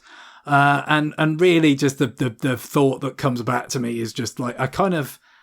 Conceptually, I like the notion, especially when it was the sixth of these in a relatively short period of time, of mixing things up structurally and saying like, why don't we have some stuff outside the castle, and it's more like self-contained, and it's not as dependent on being part of one interconnected structure and everything. But the execution with that is not as interesting as it could be. It's just like, okay, we'll have a level that's pretty much just a straight run through a forest, and there's no platforms, there's not much like mixing up of like enemy types. You feel like it's begging to be essentially just like a classic Castlevania level nested inside this otherwise symphony style game. But it's just a corridor, but with a forest theme, and I presume, just having a kind of rather different kind of design paradigm just show up in this game was beyond the scope of what they were doing back then. I mean, they were releasing these relatively close together and stuff. It's just like that wasn't gonna happen. But for me, it's like I wish that it had, or it could, because I dearly love the classic Castlevania games, and it's a kind of something that I think could be really interesting if you did it well. But I'm sure it's not easy to do well, and they don't really quite. It's just like they kind of tease you with it, but they don't really quite go there entirely. So yeah, that's kind of what it's brought back to me. But also, some tough bosses that are even more kind of elaborate and more like set piece style than what you'd seen in the previous games, and lots of flexibility with weapons and things, and like stressing how certain weapons are better against certain enemies a little bit more outside of just kind of magical properties. But still feels like it's reined in a bit from the mega flexibility that the Souls provided in the GBA Aria of Sorrow, Dawn of Sorrow then for DS. So yeah, I'll probably kind of make more progress with it gradually, but I'd probably wind down my kind of time a little bit now, because of course Zelda Echoes of Wisdom be coming out quite shortly, and so yeah, I don't think I'm just going to go all the way through to the end of Order Ecclesia and then kind of its bonus modes and all that. But I rather think I'll get to all of them before too long, because it's, even though Dawn of Sorrow was by far the longest, it's a long time since I played any of them, and I do like all of them. Even though like, I guess Portrait of Ruin kind of got dinged for, like, again, like repetitive or reused level design and stuff. Yeah, I skipped that one back in the day because of those comments. And so did I. Like, but I didn't get back around to it until about 2012, which was 6 years after it came out. You know, it was all long ago now, but and really, you know, what I did like it. I mean, it's one of these things. I guess it in areas where I always felt like the Igarashi Castlevania games weren't that strong, it's even weaker, right? So, but how much that really matters to you, I guess, is going to vary according to your kind of how intensely you feel that. You know what I mean? Because it's like, it's not as. I don't think the level design is as good as it is in, say, Aria of Sorrow or Dawn of Sorrow, even, but I don't think it's a strong point in those games either. So the fact that I think it's really quite good as a sort of action game is a bit like the Metroid Fusion of those, if you like, for me, where like it's, you know, it's the exploration stuff is not as strong, but I feel as a sort of action game within what is still, you know, a kind of exploration structure, it's got some of the most like well put together action stuff of those, you know, games of that sort. So I think it's got, you know, some value there. But even with that was a lot, you know, 12 years ago. So I'll have to reevaluate that, you know, when the time comes, I think. Yeah. And for about Order of Ecclesia, I think I said that not that long ago, but I don't think I ever finished it. I think ultimately what happened is that I got lost. I couldn't find out where I was supposed to go next, and I got bored. But also on top of that, I think I had the misfortune of maybe like beating the first boss without getting hit and discovering that it gives you a little medal in your inventory. And that doesn't do anything. The medal doesn't do anything except say, like, oh, you beat this boss without getting hit. It's an achievement, basically, isn't it? But for a system, you know, this was the age of achievements had begun in 2008, and I think had begun to influence developers, even if they were making a game on a system that didn't have them. And I think this was a case of it sort of looping back into it. I do remember you mentioning this. Yeah, and like that, I wish I hadn't, you know, because from then on I was like, well, why not? I'm gonna try to beat all the bosses without getting hit, and that made me play the game a way that ultimately I wasn't really enjoying all that much. You know, restarting every time that. Oh, wow, I mean, just the bosses that I've beaten in the relatively early going. It seems a bit. I don't know about me in 2008, but now certainly, like, no. Ultimately, I must have thought like, well, I can always try to grind or get a better weapon, maybe, and you know, try to, like ultimately hope that I'm gonna hit the boss hard enough that I won't have to stay alive for that long. You know, I'm gonna make the fight shorter so that I can actually do this. I guess it wasn't fun. It's possible, you know, with this, you know, a game of this sort with that RPG style leveling, you know, versus something like Metroid that wouldn't let you do that in the same way. But it doesn't necessarily sound entirely fun. I mean, I must say, again, just beating some of these bosses early on, I've been sort of very vividly demonstrated for me how much I enjoy being able to use the save state function just to cut out like walking to a boss. Because like it's actually like in Order of Ecclesia, because of this whole sort of mixing up the structure thing, where it's like, okay, you've got a home base in this village, and it's kind of like a base building thing. You know, it's like you rescue people and they come back to the town, and then they can sell you stuff that you couldn't have before, and all this. So, you know, there was the other, you know, kind of games were doing this around that time, and I guess they just felt like it was something they want to incorporate as part of, you know, mixing things up a bit. But what it kind of means is, like, sometimes a boss will be at the start of a level, right? And so your save is back in the village. So then it's like game over when you fail the boss. All right, now start at the village. Now go to the place. Now walk a couple of rooms in, and now the boss comes in, and it's just, oh, thank God I can cut all that out. Like when I'm retrying. But either is it that long? No, it's not. No, but it like that straight away. It just makes the process of restarting a boss encounter where it's like, okay, yeah, I shouldn't have done that, or I know what it does now. Let's just get straight back on with it, and it ends up being a lot more efficient. I know I've said similar things about similar retro re-releases of things, but it continues to be a really valuable feature that I appreciate quite a lot. Yeah, I agree. Me too. So is that it for this week? I think so. Yeah. All right. So very quickly, I'll talk about the game I've been playing, which is the latest Double Dragon. So there's been, I feel like, if I tell you I've been playing Double Dragon Gaiden, does that mean actually anything, or do you confuse it in your head? Like, well, are you thinking? I mean, I wouldn't say I'd be 100% on this, but I have heard of this one, I believe, because I think it's made by Secret Base, I want to say. Is it something like that, the developer? Yes. So, yeah, there's just enough specificity in there that I can recall, which Double Dragon sort of thing this is, because there's been more than a few over the past so many years. Because wasn't there the one that was like more retro that people Double Dragon 4. Yes.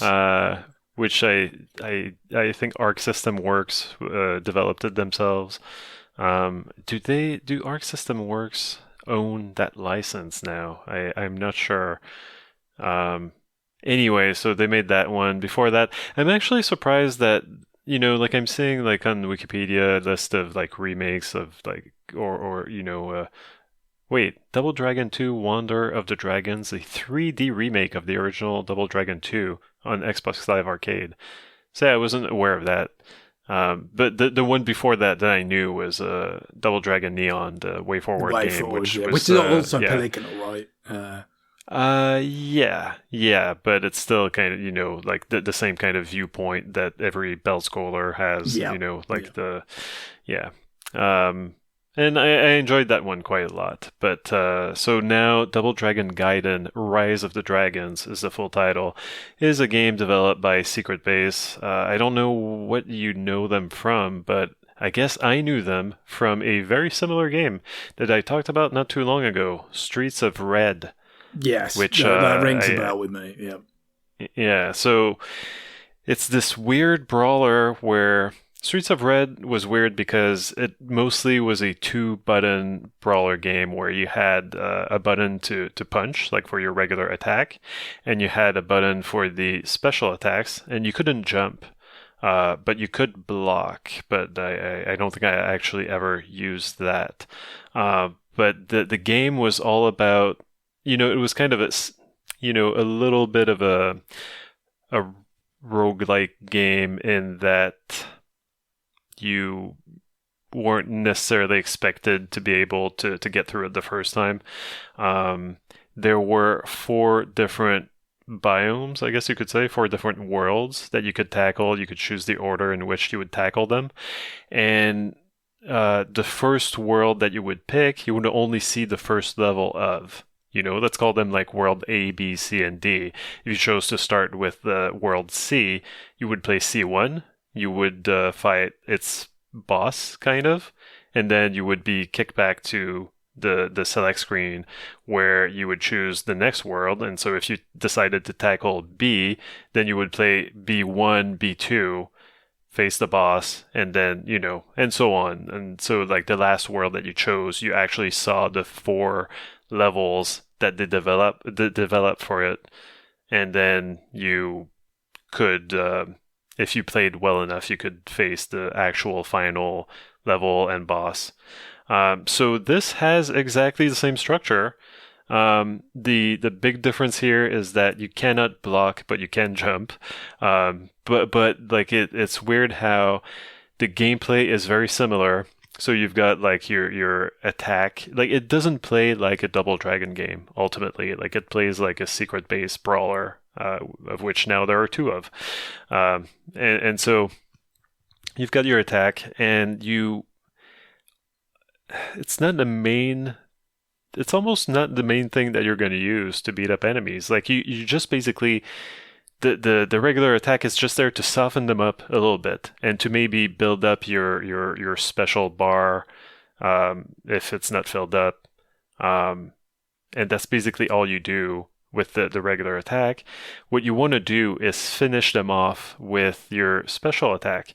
The special attack is going to be different if you're just pressing the B button without touching anything else. It's going to be, there's a second special attack that happens if you're holding left or right and press B. And then there's a third different attack that happens when you press up or down and then B. So 3 special attacks per character. They're distinct, for Billy and Jimmy. And also you can play as Marion in this one, and you can play as her uncle or something. I don't know. And what you're really doing here is that you're trying to bait the enemies into getting into a bundle, basically. And your special attacks have a very wide area of attack. There's like splash damage, basically. What you're trying to do is to hit as many of them as possible with a finishing special attack, which will give you a special KO. And when you can dispatch 3 enemies at once or more, that's called like crowd control. And that can give you bonuses. Like usually that's when enemies will leave hot dogs behind. If you dispatch 4 at once, you're going to get a hamburger. If you dispatch 5 or more, you're going to get a turkey. And so, you're trying to do that as much as you can. And also, as you're playing through levels, at the end of every level, you've been collecting money as you were playing. And so you can spend that money to buy upgrades, like make your special one move slightly stronger and like have a wider area of effect. You can sometimes, like in classic roguelike fashion, these upgrades are random which ones you can choose from. Like you get 5 choices, but it's never the same. Like you might not get a choice. You might not be able to select the thing that you actually want. So you got to pick the best option from the ones that they do provide you. But yeah, like sometimes like you can upgrade your special move a second time, and that means you are actually invincible when you're doing the special move now. You might have upgrades where this cuts in half the time that it takes for your bar to fill up, or it cuts in half the cost for all your special moves. And then these effects are stackable. So basically, like you if you keep upgrading that, like you can just keep pulling off special moves all the time, which is great. So it's a very different kind of rhythm, or kind of a different pace than your regular brawler. And I think that when I talked about Streets of Red, I was a little bit ambivalent about it. I was like, yeah, it's a brawler, but it's not quite, like it's a little bit weird. Also, I'm not really loving all the gamer pandering. Like, what is like, why am I seeing streamers here, or like the Gymquisition? Like, it doesn't make sense. But here, like they keep to the theme of Double Dragon, so I'm enjoying that a little bit more, I guess. And I think that like this is a game that they made years after Streets of Red, so I think that they learned things from making that first game, and so this one flows a little bit better. It's a little bit prettier. It's a little bit the bosses are a bit less of a pain in the ass. Like there were some poor decisions for some of the bosses in Streets of Red. And ultimately, like I really enjoy it. Like Karen and I have played through it several times already. This is a little bit easier than Streets of Red was. But yeah, we're enjoying it. And as you keep playing, basically the money that you get throughout the game, the leftover money when you beat the game gets turned into tokens, which are used to buy new playable characters in the eShop, not in the eShop, but in the game's shop. Sure. And so you can unlock basically all the bosses. You can and all the regular enemies. So, one of the first characters that you can unlock is a Bobo, of course. And I only recently chose to unlock him because I thought like, well, it's a Bobo, like why would I care? But like he is even though like he was one of the cheapest unlocks, like I just skipped him. But this time like I actually like he's really well animated. You can see that there was a lot of love specifically put into that character, and he just keeps saying like a Bobo time, or like a Bobo. Like he's just every character has like this bio that when you unlock them, and like basically his bio is that like he's the strongest, but he's also the dumbest, and all the gangs want him in their corner basically, and. Yeah, like like very well animated, very almost kind of cute in a way because of the way that when you're running, like he just has like his arms in the air, and like he looks like a very, very big toddler basically. So really been enjoying that, but you can also play as you can unlock and play as the bosses. One weird thing that I'm surprised that it hasn't been patched, or I'm surprised that this is a mistake that they've made. Maybe it's not a mistake. Maybe they wanted it that way, but like there is if there is a color distinction between the boss that you're playing as and the boss that you're facing, that is you, as you play through the game.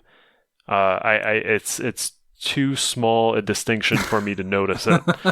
Karen and I cannot tell apart our own character. Is it like usually you kind of get to a point where I guess I'm thinking like Smash Brothers, like sometimes it's like in the past I think maybe it was like slightly dimmer or something like that. Was that if for some reason like you ended up with characters that were the same, kind of. They were both red Yoshis or something. Like one of them would be slightly a dimmer, sort of have the brightness just turned down on their character very slightly. Yeah, I don't think they did that this time. Like they're exactly the same, which would not be a problem if you're playing solo. But when you're playing with a co-op partner, like I was just like, Karen was like, I don't know who you are. Like I don't know which one it is, and I was like, Flexo, shoot Flexo. But. Yeah, like it was. It's a little bit confusing. Thankfully, you can switch between. Like you choose two playable characters, and you can switch between them, which is helpful because, like, if you picked a Bobo, like really good area of attack, kind of special move, but he's very slow. And sometimes I was like, wow, I think this boss is actually impossible for me to beat as a Bobo. So if you picked your characters right, you picked maybe like a quick character, paired him with like maybe a big tank, and so you can actually make it through the game this time. But yeah, like we've been enjoying it a lot. Like it's it is what it is though. Like it's I feel like this is not comparable to a Streets of Rage 4, my game of the forever, as I said earlier. Well, it's a high bar, one must think. It is, but it is the same price as, I think, Streets of Rage 4 came. I think actually maybe Streets of Rage 4 was underpriced when it came out. I think that like for what it was offering, like they probably could have, it was worth more than what this is.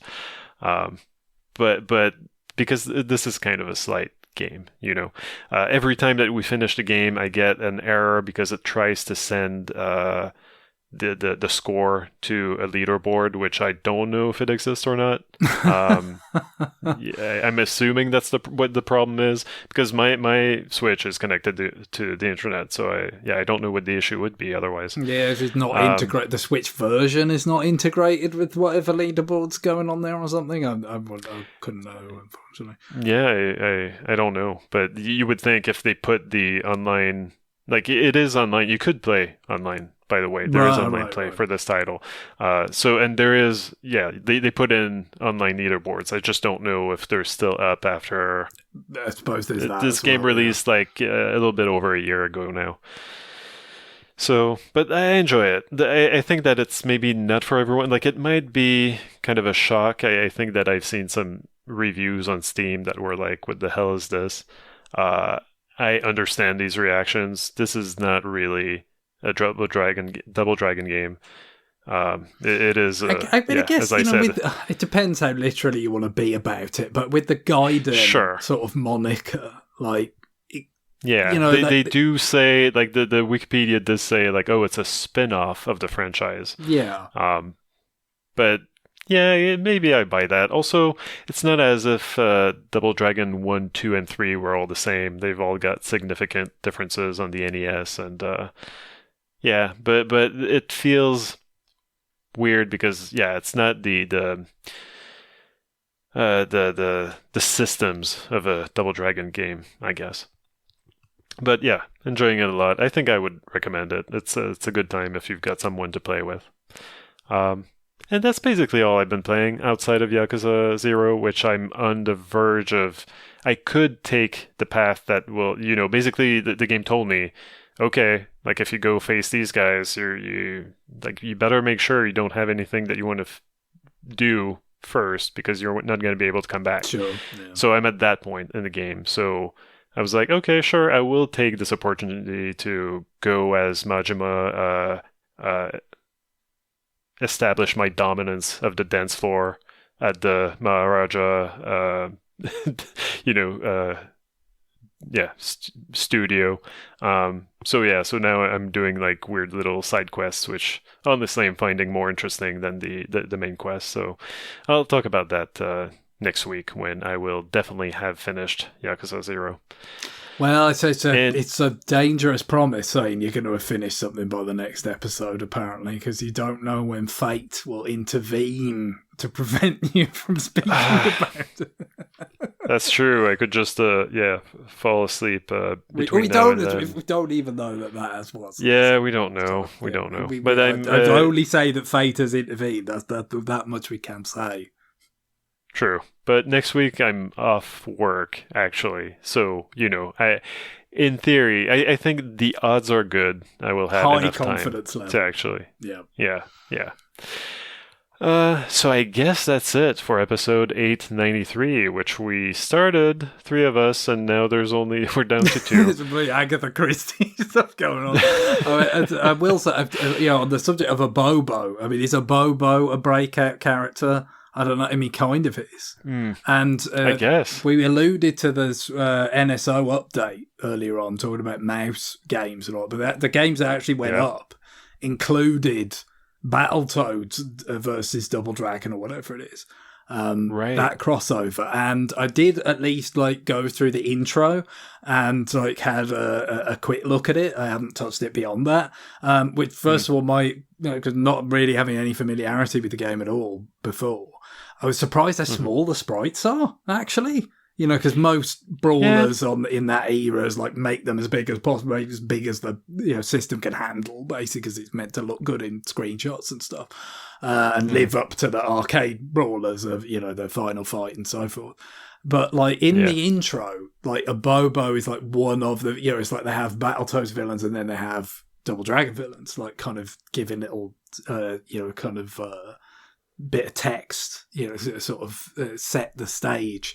And the Abobo portrait is, I would say, Choaniki-esque, in terms of the sort of the glistening muscles and all that. So that sure. If you are inclined to try, I really don't know what sort of reputation Double Dragon versus Battletoads has got, but that is there, along with the Kunio dodgeball game for Super Famicom, and a really early racing game that doesn't even use the Mode 7 scaling, I don't think.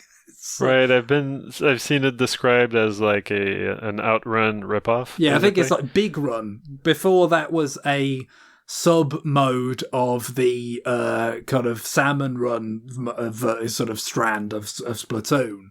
Big Run was a sort of really early racing game that doesn't look too hot. Wasn't a great advertisement for what Super Nintendo's sort of capabilities could do for racing games, but I don't. Again, I can't comment on the substance of the game. But that's that's what Switch Online delivered this month. And I did also think, a breakout character we should have mentioned. I'm surprised James didn't.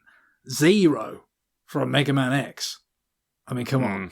It's like after the first game, it's kind of felt like they wished they'd made it about Zero in the first place. Yeah, and then eventually it was, with all the GBA games, it was Mega Man Zero. So yeah, but that was Anti-Creates, and they for some reason decided that they would punish you for upgrading your character, which I never. I played the first Zero game, and I tried to. I played parts of it, and I was like, I'm not enjoying this. I don't know why I would get poor grades for using cyber elves. Or so, what is a cyber elf? This makes no sense to me. Still, cool character. I think we could settle on that much.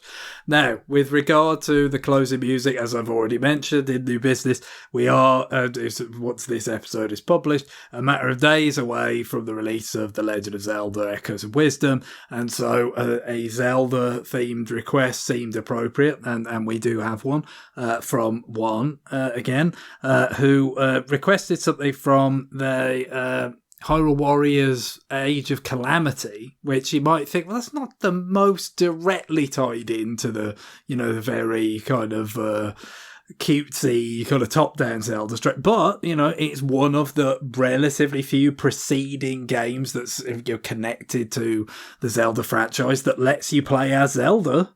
So, I think it's perfectly appropriate. And this is the Assault song in its Enemy Outpost variation that was included in the expansion pass stuff, which I played Age of Calamity and played it quite a lot, but I didn't get the expansion pass. I think mainly because I played it as much as I did. I just didn't strike me as like especially imperative to play more, even though I did enjoy what I played. Like, so I kind of somewhat missed the kind of more eclectic goofiness of the original Hyrule Warriors, but there's something to be said for the greater sort of cohesion that this one had, and kind of going back to the Breath of the Wild world in between, the main installments, with Tears of the Kingdom coming, what ended up being 3 years later. Right, so, but still, or was it 4, actually? So, yeah, but this is, as you'd expect, kind of rousing battle music for the Hyrule Warriors action. Nice.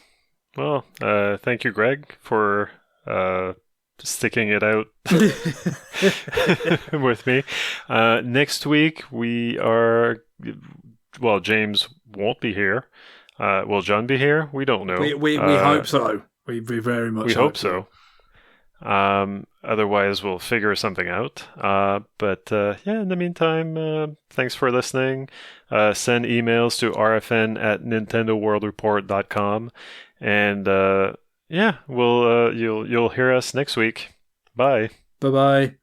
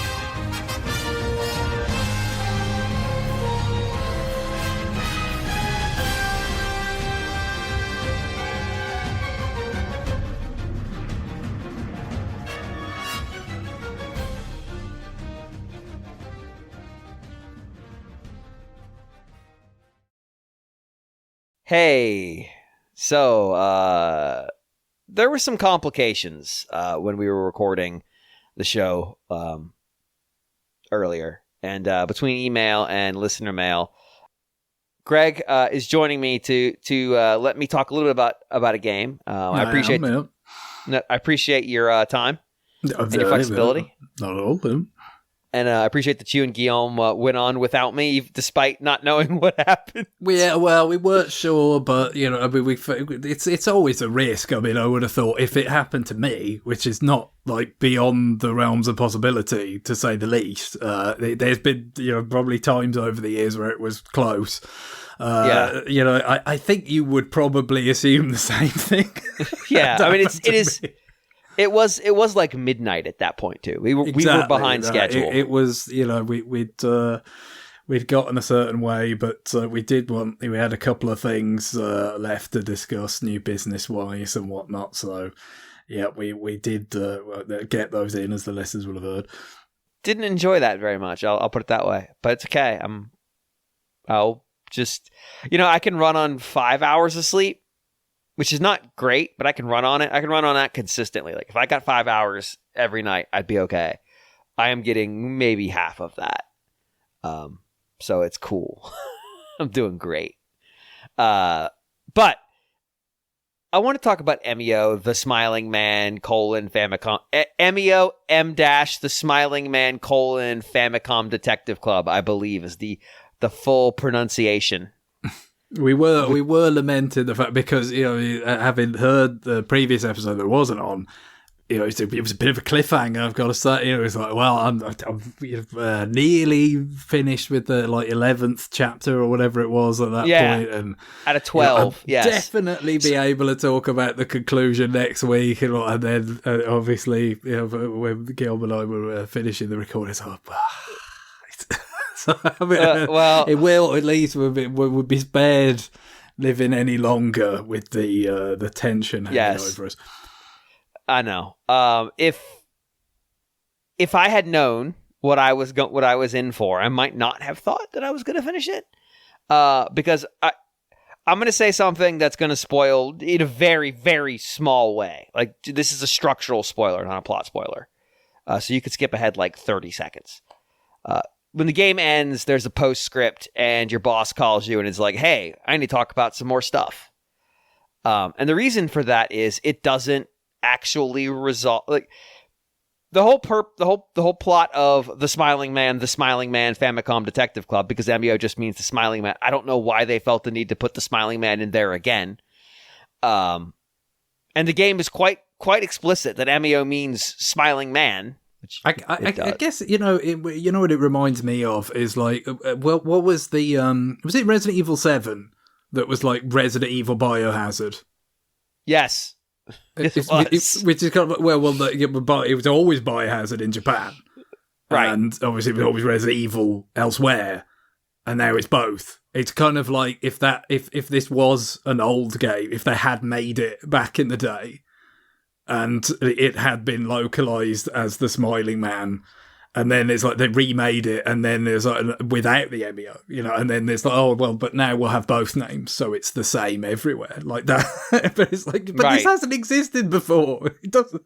No, and also all the Famicom Detective Club games put their name as the subtitle, not as the main title. Famicom Detective Club is the subtitle's subtitle, because Emio is in the big text, the Smiling Man is in the medium text, and Famicom Detective Club is in the baby text. Yes, so they definitely downplayed that. I mean, that might be more part of just like the remake. Maybe they didn't sell that well, so it's kind of like, let's try the branding, kind of a little bit differently, without like outright dropping the Famicom Detective Club part of it.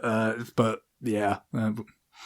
But the weird thing is I don't, like, if Famicom Detective Club sold so radioactively that they're like, we really need to just put the name way down there. Why did they make another one? It does, like, there is a this game's existence feels like a paradox. It's pretty remarkable. That definitely played a little bit of a role in why I took the time to play the demo. And so, like as I mentioned, a lot of it was a way to try any of these, from over here, without having to spend any money. But also, it's just like, I can't believe this happened, other than, as we've mentioned, the obvious thing of just like, well, Sakamoto's been there forever, so maybe if he just really wants it, they acquiesce. And and also, I suppose, perhaps it's just the kind of a phase of the system's life where they're at the bar for, they still want to maintain that kind of pace of having some sort of release every month, more or less. And it's got to the point where obviously some of the kind of developers who would be providing those are no longer active on Switch. They're active on the other on the next platform, and so it's like, maybe we'll greenlight some stuff that we wouldn't have done. I mean, I think it's not as improbable, but I mean the Another Code recollection at the beginning of the year. I mean, that is not something that I think any of us would have assumed was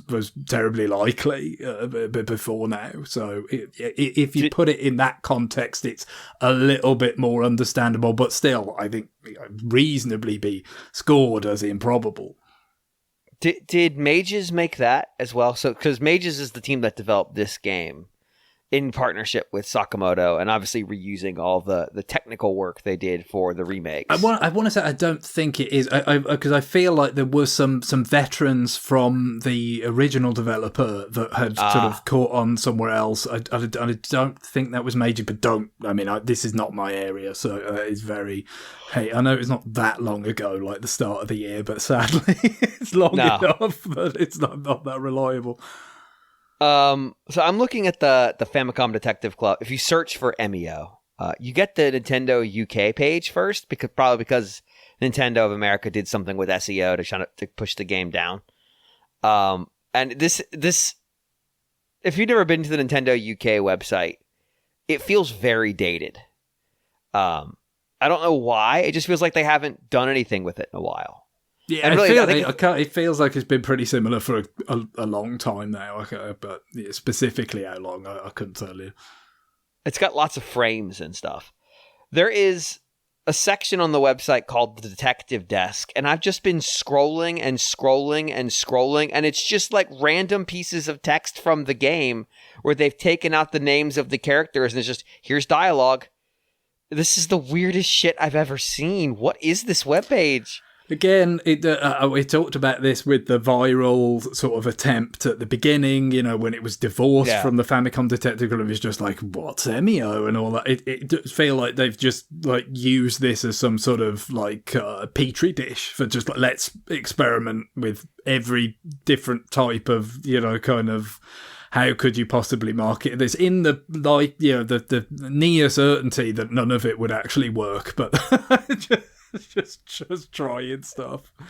It's so weird. So, all right, let's actually get to the game. So, I'm going to actually revise myself a little bit from last week. So, if you've never played one of the Famicom Detective Club games, this is sure one of them. It's very clear they took the engine, they took the code, they took all the stuff that makes that game go, and really just focused on making new assets, making a new story. And reusing as much of the technical componentry as they could, because it feels basically identical. And that does mean it feels like a 1985 game, because that's what these are. The remakes for Switch were extremely faithful. Just like the remakes on the Super Famicom were extremely faithful. Like I want to say the Super Famicom one, you could just swap, if you could, it's not in the game. If you could just swap the graphics, you'd essentially have the same game. I want to say they did a little bit of tweaks on the Switch games, but it's still extremely faithful. And that means the gameplay feels like an adventure game from the mid 1980s, because that's what it is. It just happens to be this time it's from the mid 1980s, but actually released in 2024. Which makes this feel a bit weird. It also means the plot can be a little different. because The Girl Who Stands Behind chronologically is the first game, and The Missing Heir is the second game. But those were made in the 80s, and the plot was written in the 80s, which means there are like simple facets of life, specifically cell phones, that didn't exist, but now they just exist. And like now Emio is set in basically modern times. It's very weird. It's like if you don't think about it, you won't think about it. But once you think about it, it becomes inescapable because at the very beginning of the game, your character is given a cell phone. Yeah, but like, I mean, isn't it like a brick type of, it's a big book. It's a, because I guess we're meant to be around about 90, right? At this point, as you mentioned last time, the characters are a bit older than they were in the right. They are.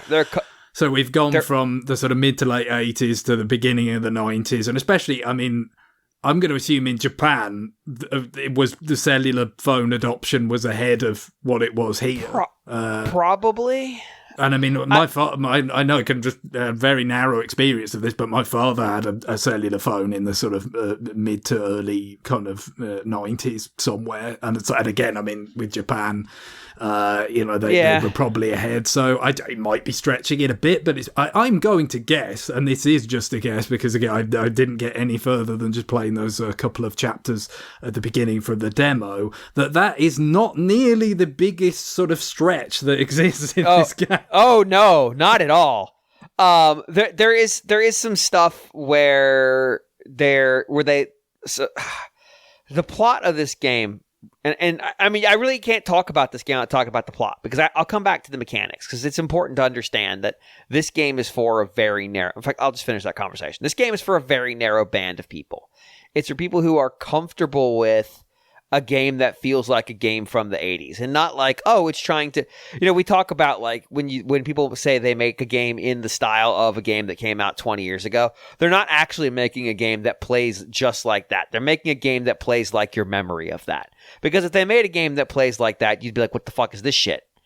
The problem is this game actually did make a game that plays like that. Like they did not base it on your memories. They just made one of those.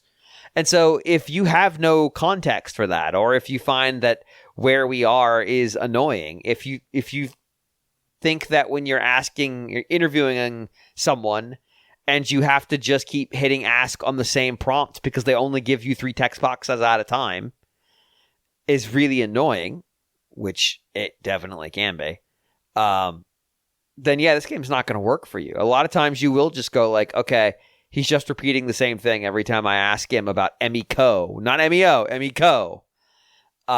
Maybe I should go back and check one of the other prompts that he was previously not saying anything on. Does he say something new now in any of these? Oh, he does. Great. I'll just ride that till it's done. He's not saying anything new in any of them. I must need to do something else. Let's look around. Is there something that I could observe that might change things? What if I have a think, which is a prompt you can have? You can just click one that says think. Sometimes that actually advances the conversation. Your character will think about something and have a revelation or whatever, or your character will look concerned depending on which one you're playing, because you play as both of our heroes this time. And the person you're talking to will go, "You look lost in thought. I just thought of something." But otherwise it'll just give you a hint. It might mention somebody, like it might mention someone's eyes, and that part of the text describing them will be, it's like his eyes look really puffy or whatever, and eyes would be red. And what they're really saying is, I mean, observe. Even just in a couple of chapters that I played in the demo, think became not exactly like a hint system outright, but it was kind of the go-to place when you're like, I feel like I've tried a bunch of the other ones and it's not, you've prodded at all those. You kind of, as it went, I kind of went to the think option a bit more quickly as it just in that span of time, because it's like that seems like it's not going to always be the case. It seems like I wouldn't say it's that kind of transparent. To the point where it's like, oh, well, just always go to think and that'll basically just tell you what to do. Like, no, I think it's quite intentionally not that transparent, whether for good or for ill, but it is the one that may well kind of shorten the process of fumbling around in a number of cases. That's what I was able to observe. Yeah. And as I played through the game, I got better at just intuiting rather than banging my head against the wall and then going, let me try think. I got better at intuiting. I bet that was the end of the text string. I'm just going to go straight to think because I suspect that our hero now has more thoughts. And I actually got to the point where I was really quite good at that. The protagonist whom you name, I will say it does pick up your save from the previous two Famicom Detective Clubs. It just carries on with their name, versus the other characters who you do not get to name. But I'm okay with that gameplay, and I think the reason I'm okay with it is, it's a novelty. It doesn't happen that often. Obviously this is the first new one since the BS game, which is appropriate. That's Teleview. Yeah, but broadcast satellite was what the BS stood for, I would imagine. Not right? bullshit, but actual bullshit. It is. It really is. The way in which the data was broadcast to your system if you had a Teleview add-on for your Super Famicom. Yeah, and that game wasn't really even a game. It was just a visual novel. We'll get back to that in a minute. That's foreshadowing. What the plot here is your detective agency you work for, your boss, who is sort of the protagonist character's, I wouldn't say he's an adoptive father, but he is something of a father figure. Because he is. I just kind of, again, early on, it just like, this is the mentor character, basically. And I was assuming it was picking up, that relationship from the other games which I hadn't played. Yeah, because he was involved in helping Saul unravel the mystery of the protagonist's history, and he also gave him a job there. And I think it sort of implies in The Missing Heir that when he hired our protagonist, he kind of already knew because he is a great detective, and he just kind of wanted to let the kid figure it out on his own. Like, that's the read I get from it. Nobody else had figured it out, but he's a consulting detective. They don't use that phrase. They don't use that phrase because they'd probably get sued. But he's contracted as a private detective by the police department to assist them with cases that are weird, essentially. And in this case, there is a boy who was found by the water pumping station, which is a weird place, behind the school, dead, with ligature marks around his neck, wearing a paper bag with a smiling face drawn on it. And the protagonist and Ayumi Tachibana, who is his co-worker, she is the titular girl who stands behind. He brings them along on this case to help investigate because he figures there's lots of threats that are going to need to get run down. And so he basically tells them, go off and look into stuff. And I'm going to go run my own investigation to try to find other things. Because what he reveals is he was involved in a very similar case like 15 years ago where 3 girls were murdered and the paper bag thing happened there as well. But the police never released that detail, which means this almost certainly can't be a copycat because nobody else knows that the paper bag thing happened. Or that the bodies had paper bags put on them with smiling faces. There are some differences. All the previous victims had been female. This one's male.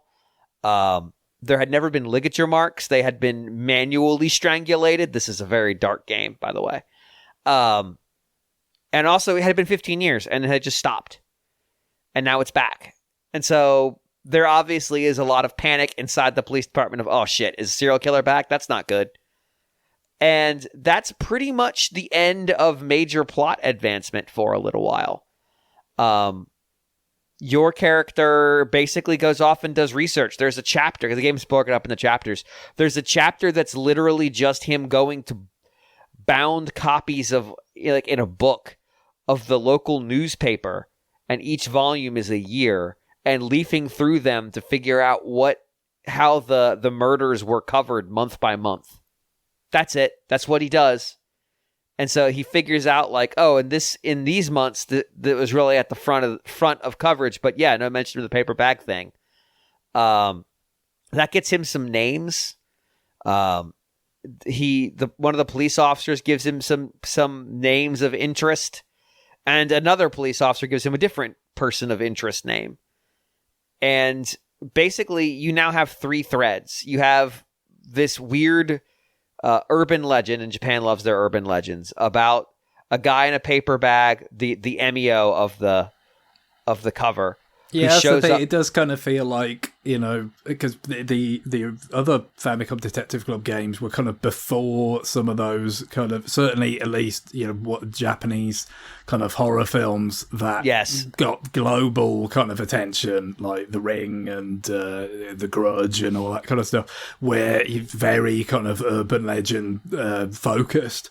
That those have kind of happened after, because I think with at least one of the other Famicom Detective Clubs, I think it was like Italian thrillers, Gialli, that was cited as like being the inspiration, rather than kind of actual domestic horror. But now, I guess it was, again, maybe if this had been made just at some point in the 90s, this is the kind of shift that would have happened then as well, because again, those domestic horror films in Japan would have been more prominent, and Sakamoto were like, I could riff on that, Well, and in Japan there is a long tradition of this that goes back to like oral stories around the fact that everything could be a demon. Like this does go back pretty far.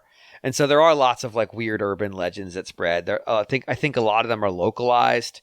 So like this community will have an urban legend, and Emio is essentially one of those. It's a guy who shows up in front of crying teenage girls and kills them. Essentially, is what it comes down to. Unless they laugh, and then he walks away.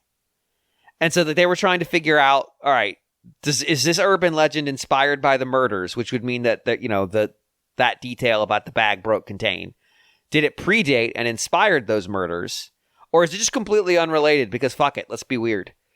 And essentially you now have 3 threads. You have the thread of the urban legend, you have the threads around these persons of interest who are basically gone and police could never really talk to them, that happened right around the time of the murder. And then you have the actual murders themselves that happened 15 years ago and the murder that's happened right now. And for a while, you're just kind of trucking on background information, like chapter after chapter of just Ayumi, or the main character, going out and talking to someone who was related to some part of that. The only part they're not really digging on is the urban legend part, because your boss says, oh, I'm going to go dig into that. I'm going to go take care of that part. The part that seems the most trivial, he's like, nah, I got that. You guys go research literally everything else. There's something ominous about that to me. There's something, Saruman said, leave Sauron to me about that, but maybe that's a misreading. I don't know. No, you're not. So the end result, though, is you're picking up lots of like pieces of information. You're talking to people who were related to the victims. So like we have Ayumi at one point, who's 19, sitting in the room of the best friend, quasi love interest of the boy who was killed, and she's not come out of her room to eat in like 4 days, and she's just talking to this woman's mother to try to get info, like to try to like very calmly pump her for info, but also like, I could talk to her if you think it might help. It's like, you calm down. While she's also talking to a teacher she knew from high school. It was a classmate for her in high school, but he's a teacher now. And he's very weird and creepy around her, but it's, that's always played up for like, oh, is this I thought that's who you were talking about last week, because you see him in the second chapter, I think. So I have played that bit, and you did mention somebody last week that was, sort of seemed like they were at pains to make an awkward kind of character But not necessarily in a directly like, well, there's a material connection kind of way. So yeah, so it's definitely that one. Yeah, it's him. And then you have these two people that have disappeared. Like they have excised themselves from the plot, and you're getting background on them as well. One of them has a connection to someone involved that is involved in the case right now. One of them is his background is super shady, but you meet a couple that he lived with for a little while, and they just talk about how nice and sweet he was. And so you're just like trying to figure out all these threads that don't really seem to connect. And I'm actually okay with fumbling around in the dark in an investigative game where you're just getting new information. It's not building a mental web in your head. It's just like, okay, I have a new thread about this thing. Sure, whatever. Because that's more accurate to what an investigation would be like. In a mystery novel, they're constantly spooling the mystery in. Whereas in reality, when you're doing an investigation, you're probably going to let the line out a lot because you're going to gain new stuff that sort of challenges the thinking you already have going on. And so, yeah, that part was fine. It does feel like, though, it just races to a conclusion. So in chapter 11, I still didn't know who the killer was. I had eliminated some characters, and the game had eliminated some characters. But it still had a number of open suspects, and we still, the missing individuals, were still more or less missing. So I was like, okay, well, what do I do with the information I have? How is it going to get me to the end? And the answer essentially comes down to you get a quasi lead on a person, and you go wander to where they were, and then the game car crashes to a conclusion. Almost literally car crashes to a conclusion. That doesn't involve a car, but it's just 20 minutes of just everything sort of collapses on itself, and you get the actual killer is neutralized. The mystery around the people who are missing is resolved. You don't actually find out what happened to the victim whose case started this whole thing until the credits roll, and then you get some your boss comes in, he's like, "Hey, I figured out a bunch of other stuff," and he just plot dumps on you. And this is where I got annoyed, because he just plot dumps on you a bunch of stuff that you never found out. Not even maybe you could have intuited this from the evidence. It's just you had no chance. You had no chance. There's a character who gets a happy ending, which I'm super infuriated by because they should be in fucking jail. And it's it just goes well, yeah, they're not the killer, but they fucking made this way worse. They should be in jail. They should be in super jail. What? And no, they get a happy ending. I'm like, what the fuck is that? And one of the mysterious characters from the far past and the mystery of the Smiling Man, which are parallel things, never gets any resolution. The murderer from 15 years ago is no longer on the board. He's been dealt with, but the why, the what, isn't answered at all. And the credits are playing, and it's playing this piano music after a plot that's dealt with themes of murder of children, kidnapping, suicide, I would say desecration of a corpse, I guess is a relevant statement. Yeah, those are the big themes. Grief is a big theme because of course people are just fucking dying. And the calming piano music is playing, and I'm I felt really bad. My entire experience with this game had gone sideways because the sort of just swimming around in the ocean of facts is germane, it's relevant, it's informative, and I'm okay with that because I'm sure a lot of the facts they're giving me are red herrings.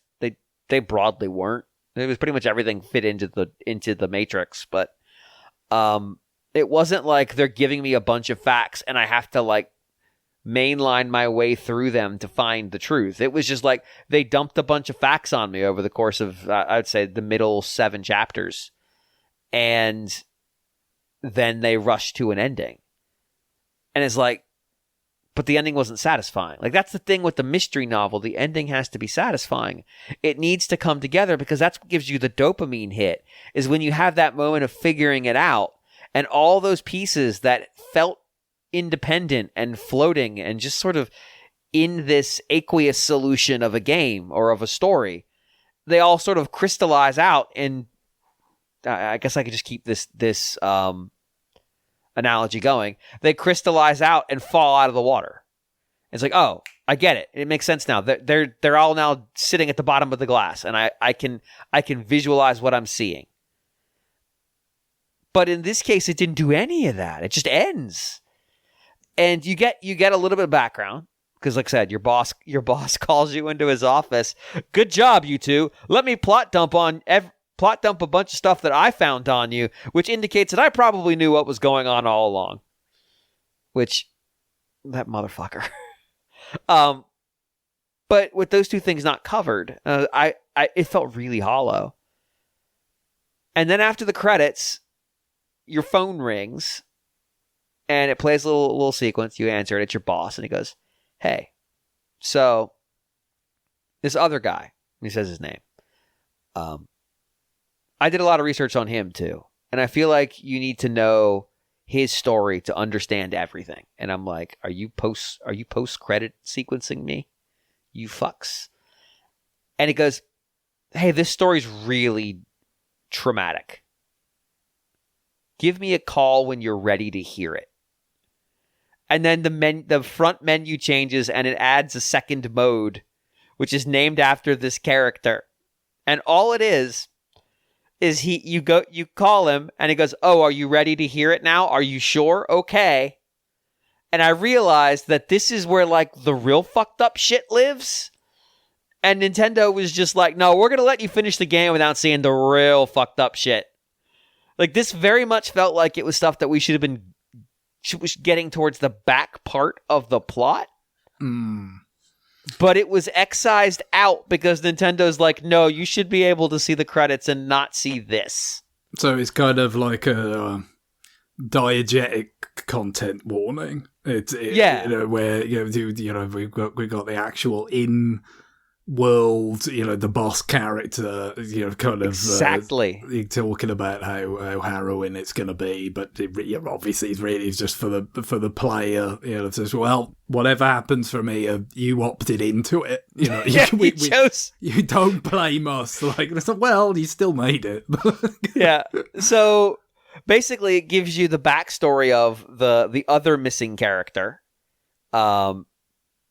His whole arc. What your boss tells you is, based on conversations I had and the research I've done, I understand the origin of the Smiling Man and the life story of that character's name. Just so you know, it's very tragic. And I'm like, oh boy, here we fucking go.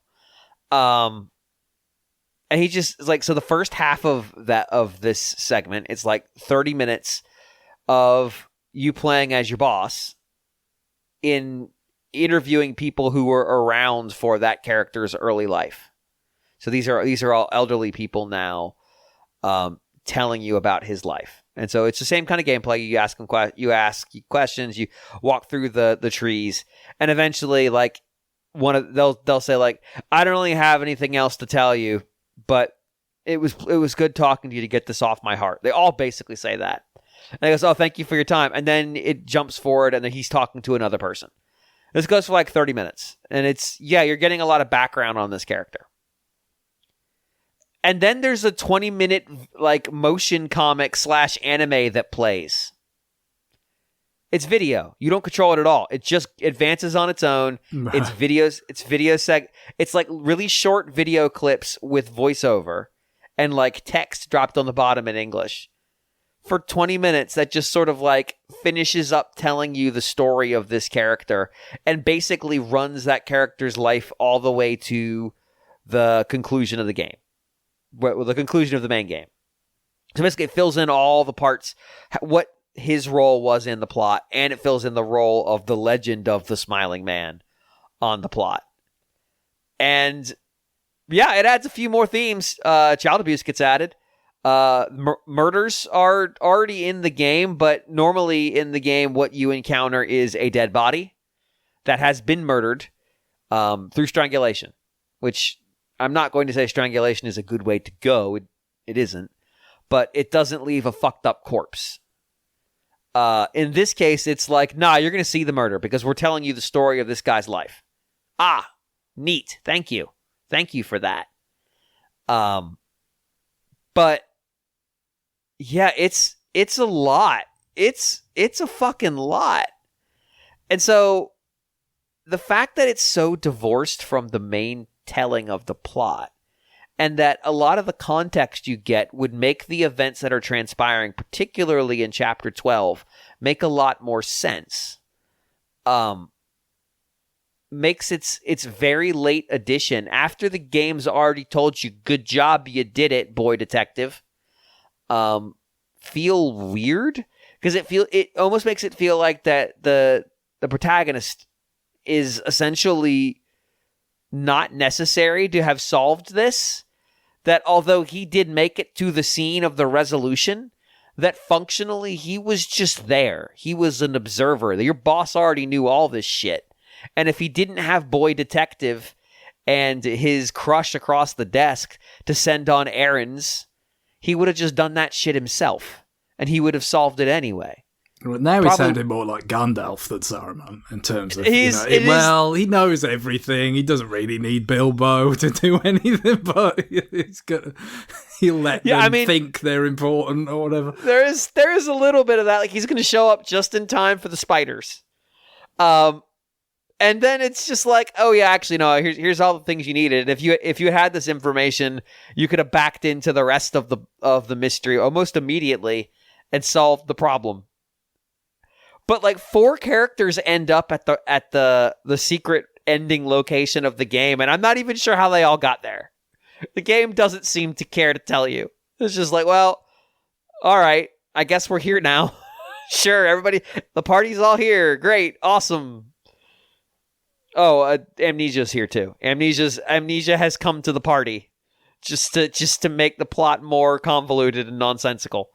So like it does undermine the feelings I have for the game. Not to the degree that like Xander's review where he hates this game, and Saran who hates this game. I enjoy the gameplay to a very like tangible degree, but I understand also that it's incredibly limited, and that if they did a voice of cards thing here where it's like, hey, here's the next one coming out. Because voice of cards was dropping new games at one point, like every 4 months. And I played the first one and I loved it. I played the second one and I was like, well, all right, that's going to be the end of that series, right? And then they dropped like 2 more because they had the engine and they just put new assets in it and a new plot. If Nintendo announced another Famicom Detective Club in 6 months, I would be like, I don't need that in my life. I'm good. Well, I don't know what that would say about the timeline for the Switch successor at that point. Well, I mean, maybe they'd be in the sort of vamping period for rather longer than certainly some people are probably hoping for. Well, that's true. But if they came around in like, I think it was 2001 was the remakes. If they came around in like 3 or 4 years and are like, we made another one, I'd be like, fuck yeah, plug it into my veins. Let's go. Maybe this plot won't be weird and do shit in this non-sequential order. It does sound like a bit of a compromise somewhere, doesn't it? Which I mean, maybe again, I guess if that was the only, if Sakamoto really wanted to tell this story, but they was kind of told this was how this is the way to do it to make it more kind of palatable. Then I guess he was willing to kind of make that compromise. On the other hand, maybe that was just his own way of wanting to present it, which, like you said, it's tough. I mean, I'm no expert on this sort of genre by any means, but I imagine it's difficult to find that right balance of opacity where it's got to be opaque to a certain degree, but like you say, if you leave too much stuff out until the very end, then you're not getting the same level of kind of context and like resonance or kind of buy-in probably from the player or the reader until it finishes. And so I think, it doesn't surprise me that this has had, some less complimentary reviews for a couple of reasons. I said it when I was talking about playing the demo. Like, I thought the reviews might be more harsh because it's not a remake this time, so it might be judged more on it. And it's not two games, it's not two stories. It's exactly. Although you could buy them separately in America, as you covered that last week, although you couldn't here. But because it's not a collection, it's not a remake, that it would be judged more harshly. And broadly, I don't think that's been true. I've seen a lot of very complimentary reviews for this, as well as some less so. But broadly, it doesn't seem to be scoring more poorly than the last couple, which is a little bit of a surprise to me. But the one thing that you've always got to bear in mind with such a narrative-driven experience as this is that I think that lends itself to a greater kind of variety of scores and impressions than a lot of games, because we talked about this over the years when we've had questions about like review scores and review, kind of systems, if you like, ways of criticizing games and stuff, and say, well, sometimes, with games relative to other media, what happens is you get certain kind of technological or, kind of tangible factors that people will agree on. Because it's just, the game runs at this resolution, it runs at this frame rate, this and so on. So it pushes this many polygons, back when people cared about that stuff more. So, people would agree on these kind of objective factors and then they might disagree on other things, but that kind of would bind the kind of range of the review scores somewhat. It would limit it because there were these things that people could agree on. When you've got something that's almost entirely narrative, there's going to be much more just like, well, did you like that? Did you not? And then that's a big rate that becomes almost the entire kind of range that the scores can get. So it doesn't surprise me that you have seen quite a big variance from different outlets in that sense. Yeah, I was kind of still bought in chapter 11 when I was talking about it last week, and so it's by the end of chapter 12, which I would guess was probably about 40 minutes of time, and the credit roll. Like my opinion of the game shifted in a not 180 degrees. Like I still appreciated what it was doing, but like the mystery format works because it gives you little bits of dopamine as you learn stuff and as context begins to build. And it's not realistic. Like, that's not how mysteries tend to get resolved. Not so regularly. It is functionally how mysteries get resolved. The investigators get a new piece of information that leads them to stuff they didn't previously have access to, either literally have access to or mentally have access to, and then they continue to dig on and they get new information, and that is the function. But in mystery media, oftentimes that's expedited to not have the fits and starts that lead to nothing. Just because I'm going to write a chapter of my book where nothing happens. Although if we want to go back to comparing characters to Tolkien's content, that actually is very accurate to a Tolkien book, but I don't think he wrote any mysteries. So if he had, we would have had many chapters where they investigate a place and nothing happens. This story it isn't that removed. Like anytime your investigators learn something, it is germane, but it might not be it's I guess like we had a conversation before we started recording about how English has multiple words that have the same meaning in a way that other languages really don't. Like other languages have words that have the same meaning, but not the sheer breadth and depth of them. You might find facts that are germane but not particularly relevant. And by that I mean, yeah, they're related to what's going on here, and they provide shading in the details, but they're not particularly useful for solving the identity of the Smiling Man, or even confirming that the rumor of the Smiling Man has any bearing on this case, or that this case is even related to the murders 15 years ago, or that even those murders were related to each other. Like, there's just not enough details in hand to do that, and the facts you're getting, they might shade in some of the coloring on the various characters and events that have transpired in this sort of web of activity.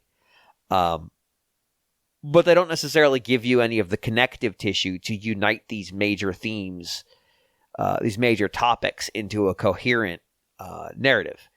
And you know they've got to be at least somewhat related, because if they weren't, the story wouldn't be any good. Can you imagine if somebody wrote a mystery novel about a possible serial killer, and the end result is all the kills are unrelated and it was just indistinct crimes and they just misread the cases? That's the resolution. That'd be the worst book ever. So yeah, I guess you'd have to take it as some sort of, commentary on the desire of man to impose, facile narratives onto chaotic reality, but doesn't particularly strike me as something that would be terribly commercially successful at the very least. No. So, there's got to be considering the whole point you're making is this is what people like, and I'm going to do something that's not that. Right. Hey, mystery fans, I'm going to write a mystery book you're going to fucking hate.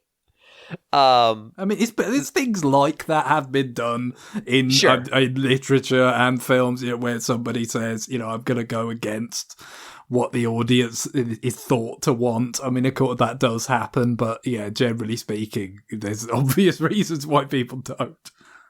So that's kind of what this does, though. It's like, here's a bunch of facts, but it doesn't do that. It doesn't go that far, but it does just like let you sort of bob in the ocean for a while, and then it races to its conclusion. And I wonder if that is a function of having to excise content that would have been very connective, because essentially, like, you spend a lot of time digging into the people who are missing, not dead, to try to get some information, like, because their disappearances are tied to events that happened during the killings 15 years ago. So it's like, okay, well, we're going to try to figure some shit out. It's not even known if those people are alive. All right, so maybe they're relevant. Let me see if we can dig into that. And if you had that connective tissue about that one character in particular, you might start to piece some things together. And maybe that was what Sakamoto didn't want you to do, because there's a bunch of mysteries about characters who don't even seem to exist anymore. And so having that information, maybe that would have untethered his grand mystery he was putting together, but it doesn't feel that elegant. It really feels like, and we've compared the boss, what's his name? Utsugi? We've compared him to Gandalf, and it really is like that. He just fucking pieces out for like 5 chapters and then shows back up again. He's like, so what have y'all found on your investigations? And like, knowing what I know now, that motherfucker knew everything at that point. And he's like, oh, you've gone to the middle school to talk to the friends to traumatize the friends of the victim, to make them relive the last time they saw this guy. Good work. Well, he's sitting there and just fucking knows everything. And like, in retrospect, I'm like, fuck that guy. Like, we went and traumatized a bunch of fucking children, and he had the answers already. We didn't find anything useful in those conversations. Oh, you absolute jerk. You just bastard. But it was... I at the same time, to kind of roll it back towards a conclusion here, I really appreciate that this game exists because I believe this is true. This is not Nintendo's first published M, but I think it's the first one they're listed as primary development with an M, which is interesting that Nintendo was even willing to do that. I think I think mechanically I enjoy these games for what they are because it's really not that different from just reading a book because it's so passive in terms of its gameplay. I guess it's with the presentation it's not the same, but it sounds and obviously not played the other games, but just from playing the demo, it really does sound like it's basically like a Mega Man 9 type of game, where it's like, well, what if those right. The classic games just kind of kept going, and the irony of Mega Man 9, I guess, is really, it's kind of like it should almost be like Mega Man 7, except the actual Mega Man 7 didn't exist. Because, it's going back to NES graphics rather than, the jumping forward to, Super Nintendo. And then, 8 was on PlayStation, right? Yes. So, the point is, though, in terms of gameplay, Mega Man 9 was just like, what if, they just kept going like that? And, we're just going to do that now.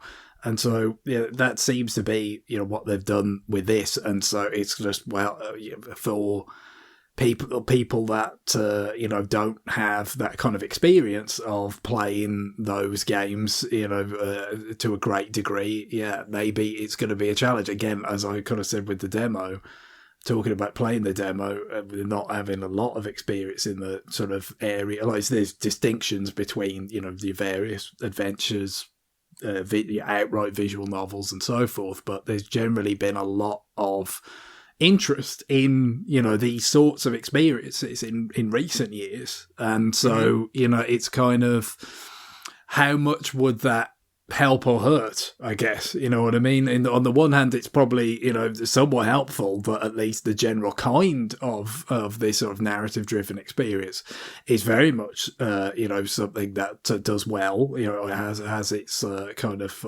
market in today's gaming industry, but as it advanced to a place where people are not willing to kind of go back to something that's got these sort of particular limitations that are born out of the mid 80s, and that's the thing, I suppose. Just like for somebody like me playing Mega Man 9, and even though I hadn't played a whole bunch of Mega Man before I played that game, I certainly played a great many 8-bit action games, so like the sensibility of it didn't turn me off in the slightest. That was no sort of barrier whatsoever.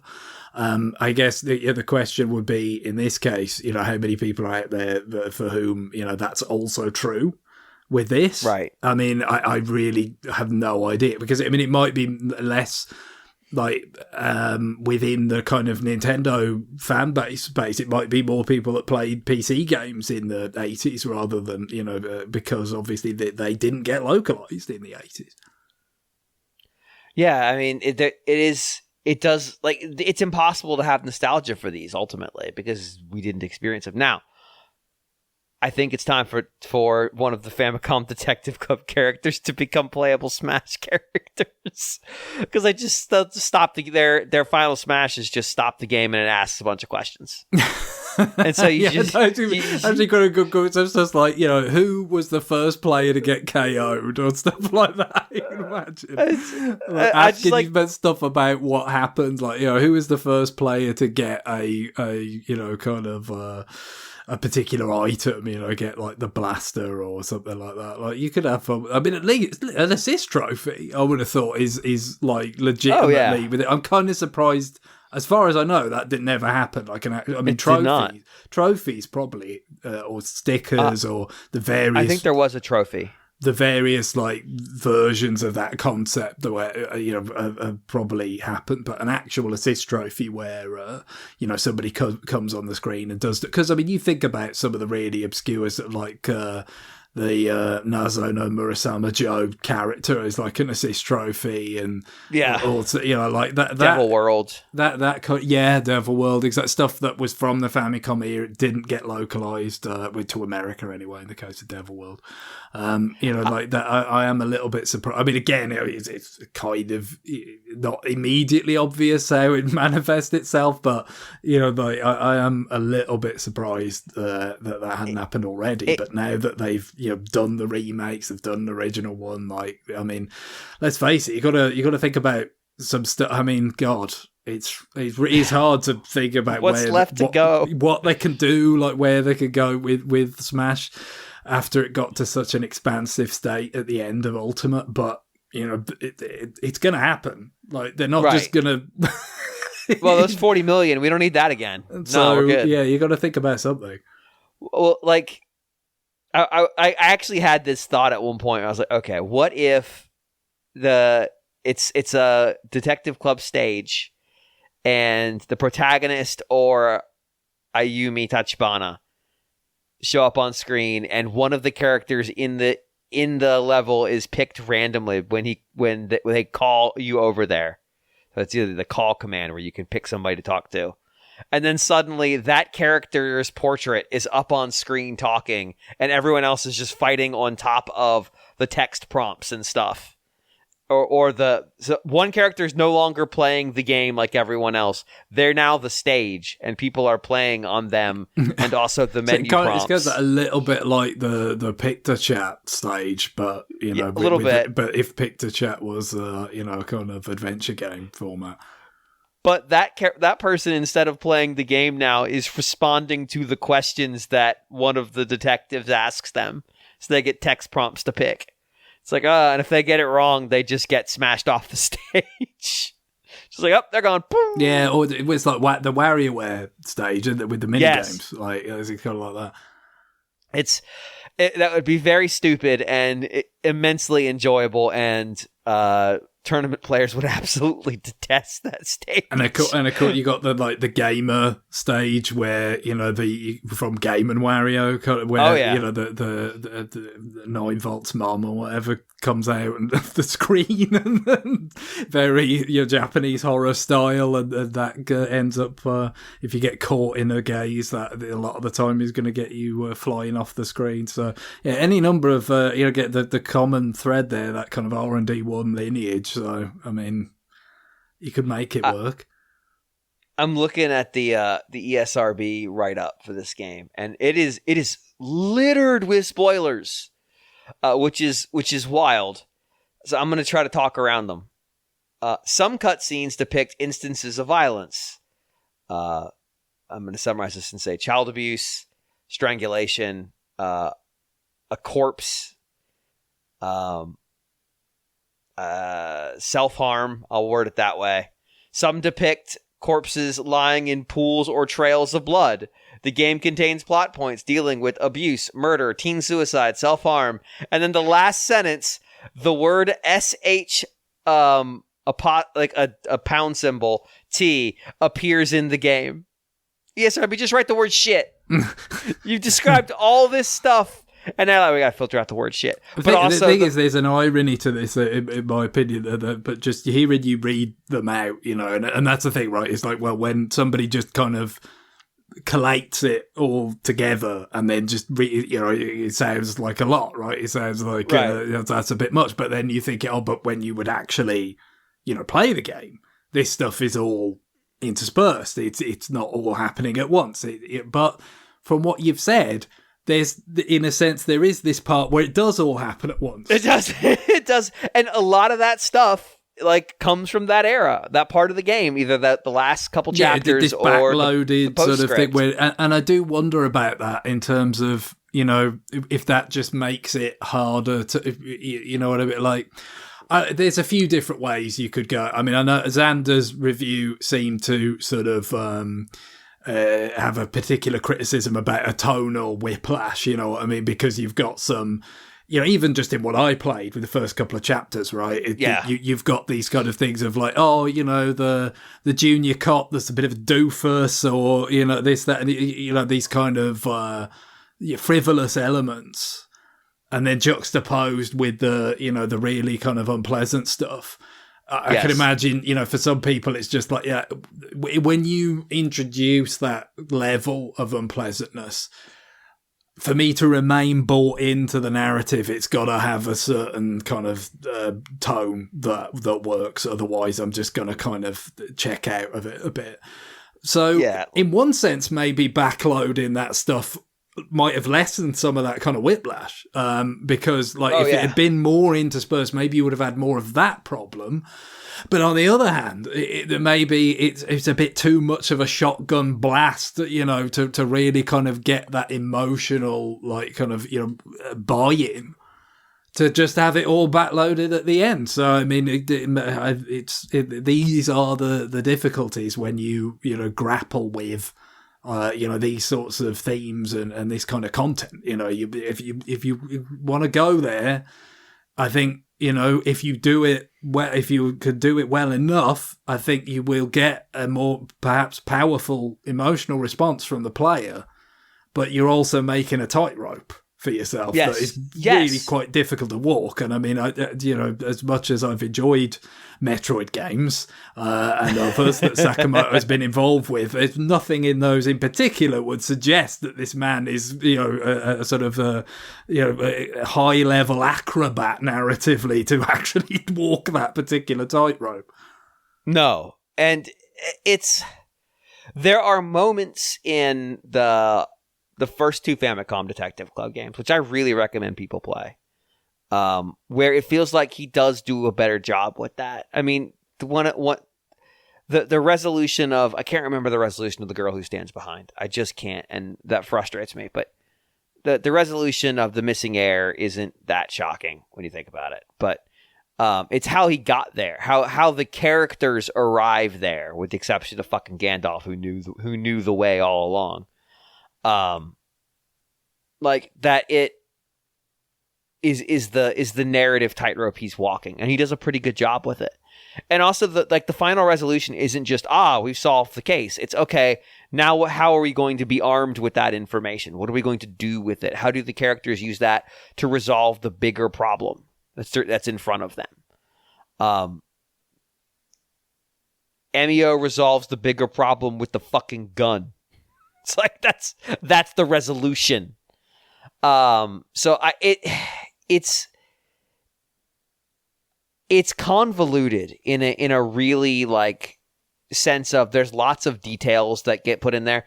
Although the game does an excellent job with the notebook of just sort of putting it all together and collating it for you. But it does feel like it doesn't weave a good story. It would be like, I mean, since we've been using the Lord of the Rings as our example, imagine if all the shit that Pippin went through, because Pippin does a bunch of important stuff. Imagine if all the stuff Pippin went through was just put in the appendix at the end. Well, and it's only in terms of the narrative structure of the novel, the novel, because it really is one big book. I know it was split into three, but it's basically for commercial reasons. They have this sort of alternating structure, right? So it's like we see what once the fellowship breaks, what one group is up to for a protracted period, and then we come back and, you know, kind of see how.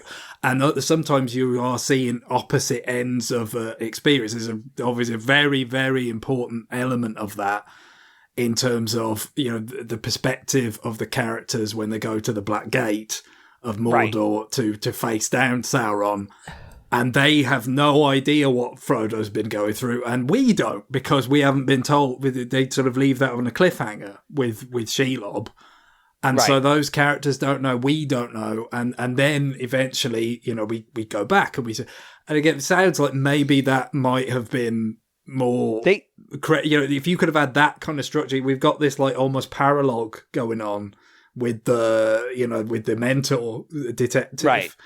If that could have been kind of stirred in occasionally and kind of create little kind of cliffhangers. What's he up to? Yeah, kind of cliffhangers or mysteries. It's like, okay, well, what the hell is this about? And then we kind of go back in time and we've spent some time with the paralogue that's going to tell us a bit about, but not give away everything, right? Because that's the whole point. You've got to pace out the revelation. It seems like that kind of structure for this is the more natural, frankly. But I guess we've been speculating about the reasons why it isn't like that, but we don't know, right? So the funny thing is, that's what Protagonist Kun and Tachibana do.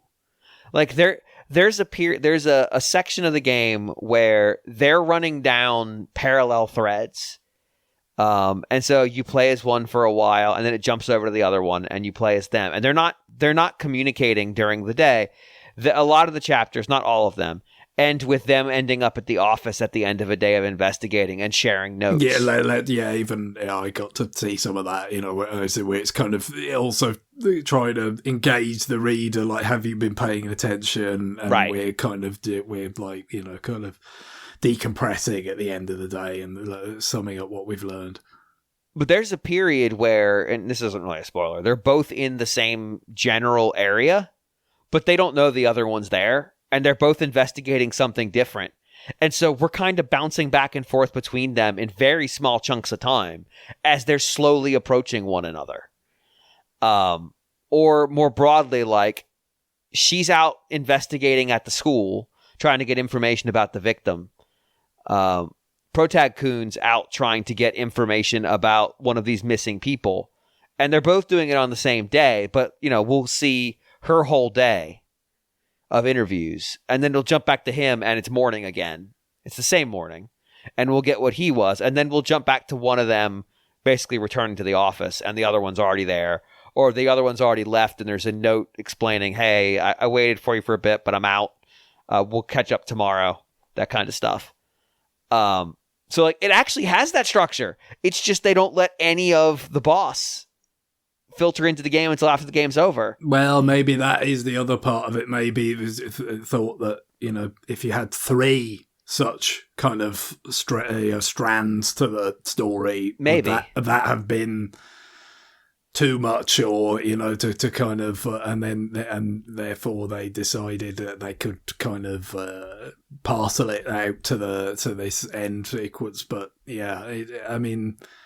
I would have thought that it makes sense, as I already sort of mentioned, that you would utilize that kind of structure where you get to glimpse something, and then you were left wondering about it, and then you get to see it from another point of view or another dimension of it. Like it totally makes sense. So not surprised that they did kind of use that, but it just seems like maybe could have incorporated that other level to it, and then you've got more, presumably at that point, then when you get the climax, it's going to have a more kind of legitimate, like, emotional resonance, rather than just feel like a bunch of stuff happens.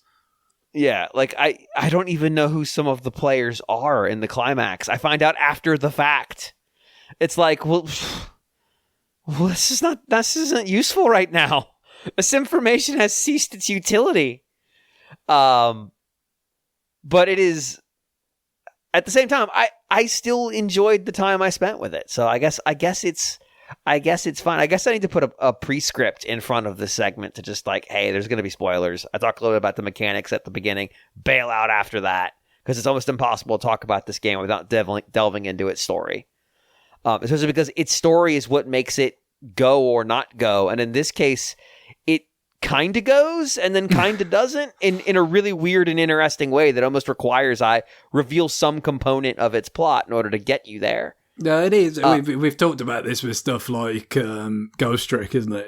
It's just like it's this part of where the whole play Ghost Trick kind of, if you want to call it a meme or a slogan or whatever. Yeah. Because it's like, to really like get into what's good about it, I have to spoil things, and I don't want to do that. So just play it.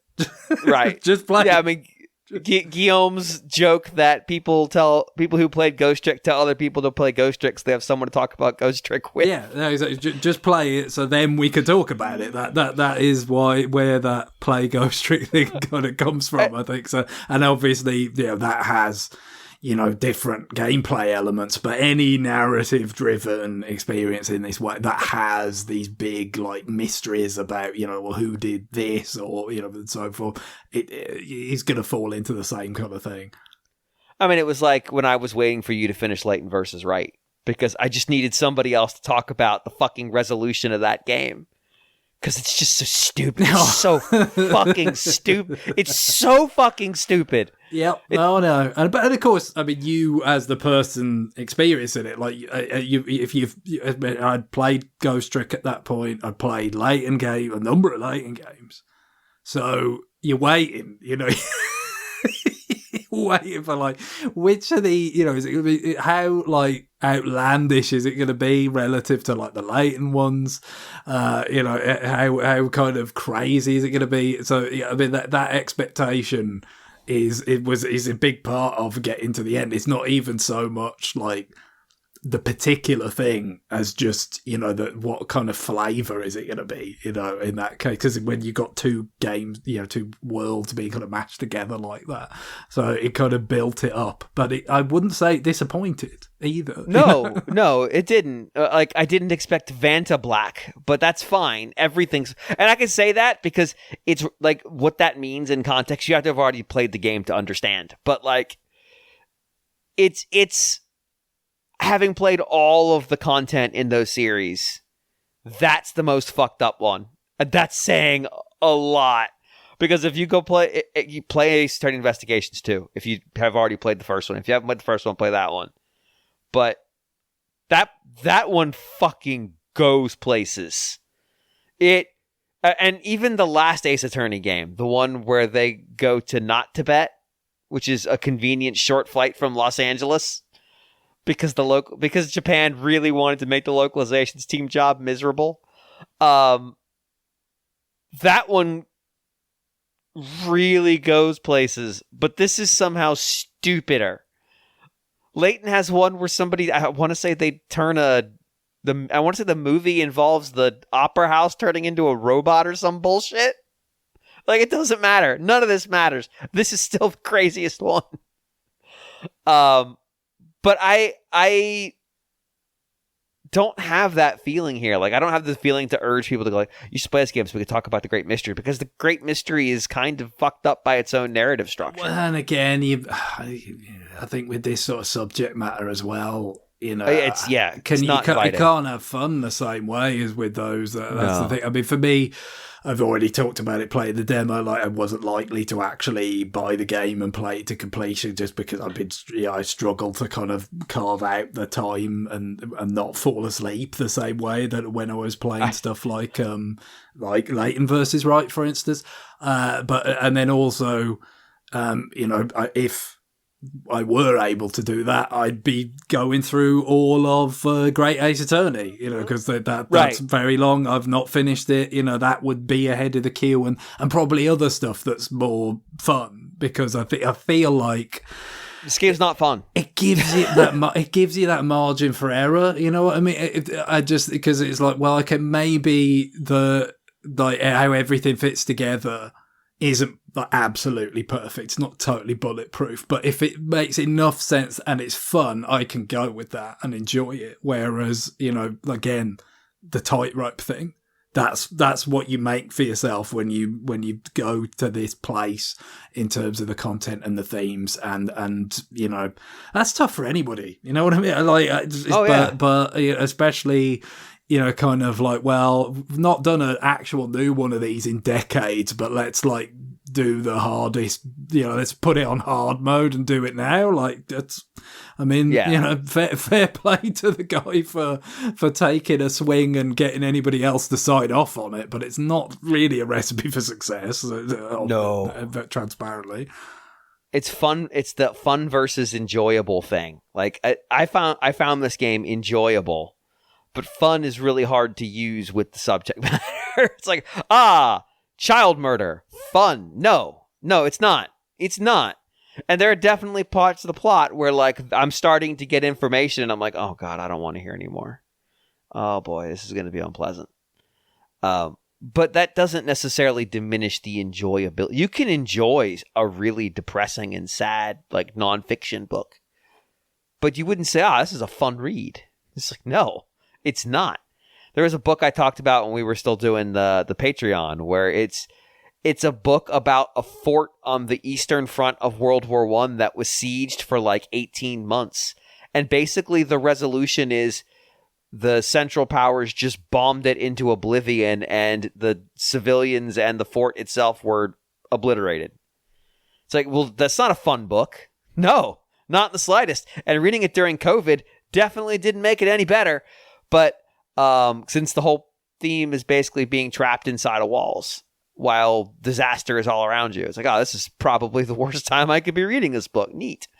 But I could say I enjoyed the read because I learned a lot and it was well put together. Yeah, and that's it needs to be, doesn't it? Well, that's the thing, with something like that. If you're gonna get something out of it, it's got to be. I not so long ago finally got around to seeing All Quiet on the Western Front, right? So again, World War One, it's going to be really unpleasant, right? It's that you're signing up for that as soon as you watch it.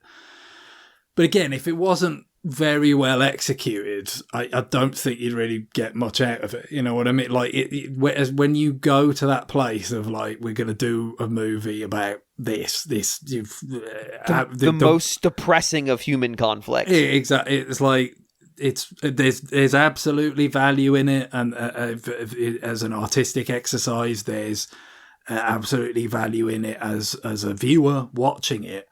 But you set in a bar for yourself there that it's like, if for whatever reason you don't meet it in the execution, and there's there's so much that goes into making a film like that on the technical side, obviously the actors, the scripts, the direction, all these parts. If any part of it doesn't really kind of hold up to that level of scrutiny where that you're going to have when it's like, okay, I'm watching this, I'm willingly signing up for a visceral depiction of grotesque mass scale human misery. And that movie is dark compared to previous iterations of that adaptation. It's any slip up. It's just gonna be, it's just unpleasant now. It's if it's unpleasant, but it's like, good God, this is just an expert filmmaking. Well, then you're still there. If it's just horrible, like it becomes self-harm at a certain point. To just watch exactly. It. So. That's the bar you set for yourself when you embark on a venture like that. And obviously, I can't imagine this is anywhere near that level of like viscerally, powerfully unpleasant. But they went there. Presumably this is just his own Sakamoto's own desire to do something more challenging, but and he did it. he sure did it. It's the themes that they end up dealing with. I don't think he necessarily handles a lot of them inappropriately. It's just, you're right. It's that in the moment I can still engage with this thing and not feel the overwhelming weight of the subject matter is crushing me. Like there's enough else here that I will continue to bear that weight because it is worth it. And I will say, when I got the call going like, do you want to hear the rest of the story? It's pretty intense. And my first thought was, no, I don't actually. Because at that point I was like, okay, well, it's going to be worse than what I've already seen because they're warning me. And what I've already seen wasn't great. I'm glad I did it, but it's like, I don't think he handles mental illness very well. I'll go with that. I don't like trauma, mental illness, the carceral guess it's one of these things. I mean, if he was really getting into nuance, like theoretically, if this was like an authentic period, I couldn't comment on, specifically the Japanese cultural experience of this, but like, the kind of ways that society in general deals with mental illness have changed quite a lot from the early 90s to today. So again, you would have to be very skillful to kind of say, well, this is authentic to what people would have done, where they would have handled it. Perhaps, those characters might have handled it without the greatest sensitivity or understanding in the 90s, without feeling like the author themselves is not handling it very sensitively or intelligently. Like that is a needle to thread that I would imagine, again, requires the utmost skill that, dare I say, I would not simply assume that Sakamoto has. Yeah. So I still am happy I experienced this game. Like I don't know that if one of the last things we do in all our reviews is put together a you should play this if whatever. I don't know what I would say to somebody who asked me if they should play this game. And I think my answer is go play the remakes. Either one of them. They're both good. I actually think playing The Missing Heir first, even though it's chronologically second. Its release order first. I think it's more interesting than The Girl Who Stands Behind. And it just feels like it's a more like it didn't feel like they were trying to launch a series. Although I say that, but that game actually came out in two distinct releases. That was the other thing. Those games came out like part 1 would come out, then like 2 weeks later, part 2 came out. Yeah, I assume that was just made possible by being disk system games, right? It's just one of these things kind of that gave them the opportunity to do it that way. Was just, and again, just the whole the genre was, you kind of felt like was a disk system kind of impetus thing, right? It's just like we have this disk system now, so we will do more PC kind of driven adventure games, games that use saves and all this kind of stuff. It became more viable than those first 3 years of the Famicom was very much geared around just arcade ports or arcade style games.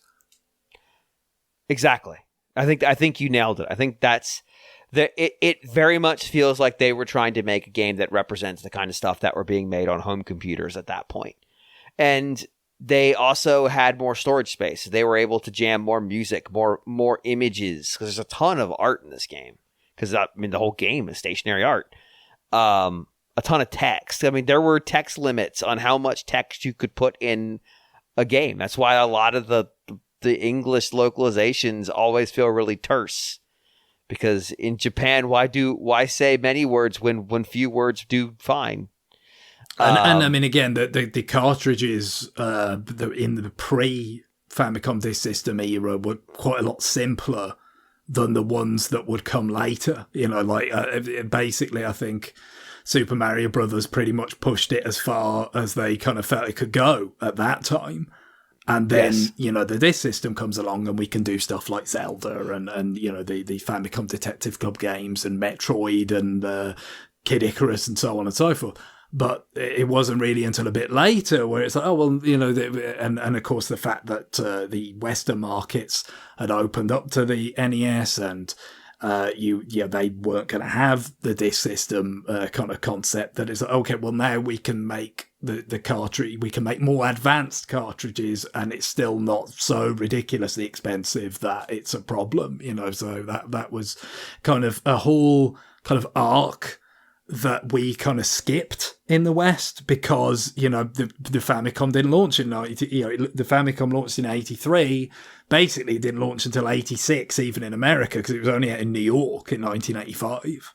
So, right. It was just, we kind of just skipped ahead to this period of like, okay, well, you get the black box games, you get Super Mario Brothers, that was kind of the culmination of that. And then you start getting cartridge adaptations of this system games pretty quickly, like Zelda and Metroid. Yeah, it's It's a very the whole lineage of the disc system, the stuff that we didn't get is interesting, and it's something that I kind of want to dig into one day. It's like, what other weird shit did we get that just never, it never caught on with somebody on the internet writing about it, and then it got enough knowledge. Like Famicom Detective Club is definitely one of those things where somebody writing for a game magazine, I'm going to guess the early 2000s, re-stumbled across this thing, an English language magazine, and started writing about it, and that created enough interest that people became aware it was a thing that exists. Because there's a lot of stuff that Nintendo released in Japan that we're just not... Like, I might recognize the name because I've read Wikipedia lists of games released for the Famicom, but I'm sick in the head. There's stuff that just people don't even know existed. Like... There's probably other things in there that would give me a better view of what the disc system was being used for. But yeah, this feels a little bit like a Sharp. Was Sharp the PC-88? No, the Sharp was the X69000. Well, that was later. The X68000 was a very fancy bit of kit that was like basically on par with the sort of Capcom arcade hardware that did Street Fighter 2 or something. So yeah. I don't know if it was just an earlier Sharp computer, the 88 and the 98. I think they were separate kind of so maybe just a minor advancement, but yeah, that one probably the 88 was that the one that had the very dubious Super Mario Brothers port you referenced. Oh yeah, last week. I strongly encourage people not play that ever. Stay far away. Screen scrolling Mario instead of smooth scrolling Mario, where jumps might be on the other side of the screen scroll. Yeah, it's fucking terrible. It's so bad. I don't know why it's so bad, but it is. The X1 was the Sharp that I was thinking of. There definitely is like some of the Japanese home computer lineage in this game, and so that's kind of neat because we see a lot of stuff for the European home computers because a lot of that stuff managed to make it onto the NES, and they didn't like de-Eurojank them either. Like it still feels like you're playing some Amstrad game that escaped onto your NES, but this is different. This is neat. I appreciate that this game was made. I appreciate that I got to play it. I enjoyed my time with it. I don't think I would recommend it to people unless they'd already played the other two games and really enjoyed them. Because I think in many ways it is weaker than those games. I think it clearly shows that Sakamoto was given more creative free reign than he had back in 85, but that's not shocking considering who his boss would have been at the time. Sure, yeah. And I guess also just like probably less kind of confidence necessarily in like, okay, what is the audience going to be for these sorts of games on Famicom? Because I think at the time there probably would have been a perception that older players played things on computers. Right. And that Famicom had been serving maybe an audience that skewed younger, not necessarily exclusively so, but that skewed younger. And so when you have this new peripheral and we're doing more of the computer type games, are we trying to sell to an audience that isn't there? You know what I mean? Like, well, no, those people are going to keep playing their games on computers, and for the younger players, they're not interested in something like this. So I would imagine maybe that reined it in somewhat, like you didn't want to go too far with it, right? At that stage, and maybe just completely miss what audience there might be for however many people are going to own the disc system. Yeah. Also, I believe the PC-98 was the system I was thinking of. That was right. 90. I know there's 88 and 98, but I don't know the difference on the timeline or anything. 98 was the one that had more color and stuff. That's the one that there's the PC-98 Twitter bot that just posts random images from PC-98 games. So you get an image that's just the word "sex 2." And it's clearly a pornographic image. They've just cut out the letters SEX and the number 2 where 2 is sitting on her face. And then the word under it in English, thanks. PC 98 was a disaster. What an excellent system full of good quality software. Man, maybe this is closer to a PC 98 game than I thought. All right, I think it's time. This went way longer than I expected to, but I'm glad because I think it actually dug into this game a little bit deeper than I was planning, and actually I feel like I understand my feelings on this game better. So, Greg, I appreciate your time.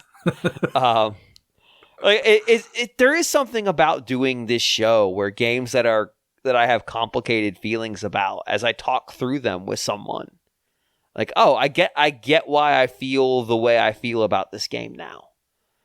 And that might sound a little bit like therapy, and maybe it is a little bit like therapy, but sometimes it just forces you to kind of think about why, like, all right, I had a feeling with this game. Why did I have that feeling? Or what was that feeling telling me?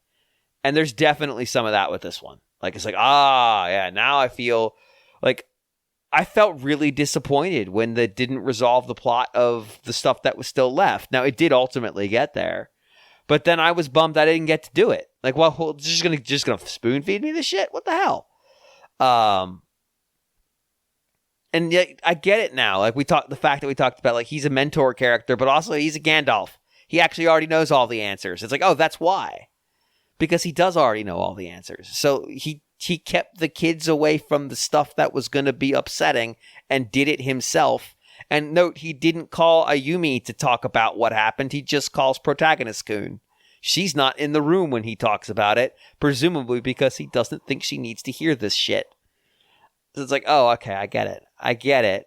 But again, I wonder if at that point I'm just being used as a foil for what Sakamoto thought the two audiences who played this game might want. People who want to hear this stuff and people who don't. So...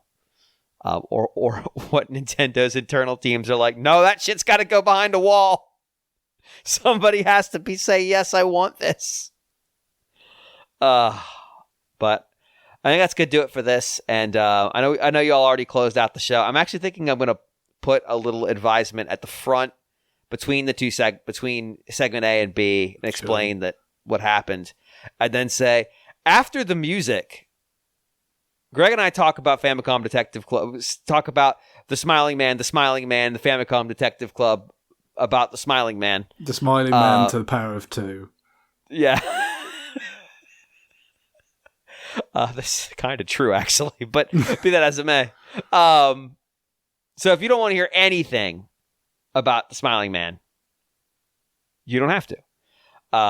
But there is...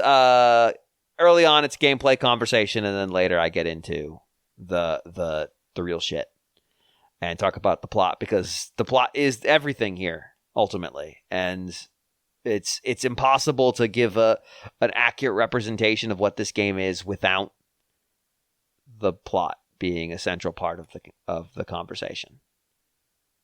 And I guess I'll just lift that and put it there. Maybe that's it. I'll just lift that segment. Well, I didn't explain what happened, so I have to record that. So, it's fine. It's fine. I'll figure it out. I'm on the edit anyway, so it's all okay. All right. Well, I think that's gonna do it, Greg. I appreciate your time and swinging by to talk about. How long did we record? Got 90. Oh dear God. Oh dear God! We just did a retroactive on this game that just came out. Well, it's just fitting. It happens sometimes. Like Future Redeemed was a bit like that, but we have both played it. Yeah, that's true. So we'll call it here, and I'm probably going to do a pretty brisk edit with all the content I now have to go through. So, thanks for. Everybody who stuck through this, I hope you enjoyed it. Greg, thanks for helping me talk through this. Not at all. And we'll see y'all. Well, you won't see me the next week or the week after. It's possible I might make a quick appearance next week. I don't know. We're gonna be here. I just think I'm gonna be busy, so it's like, well, I'll just plan to not be here. But the subsequent week, definitely no flight, no fly zone. But assume I'm going to be gone for the next 2 weeks, and enjoy that. Enjoy the time away from James talking for 90 minutes about a game that he doesn't know how to talk about. So, on that, bye, everybody. Bye again.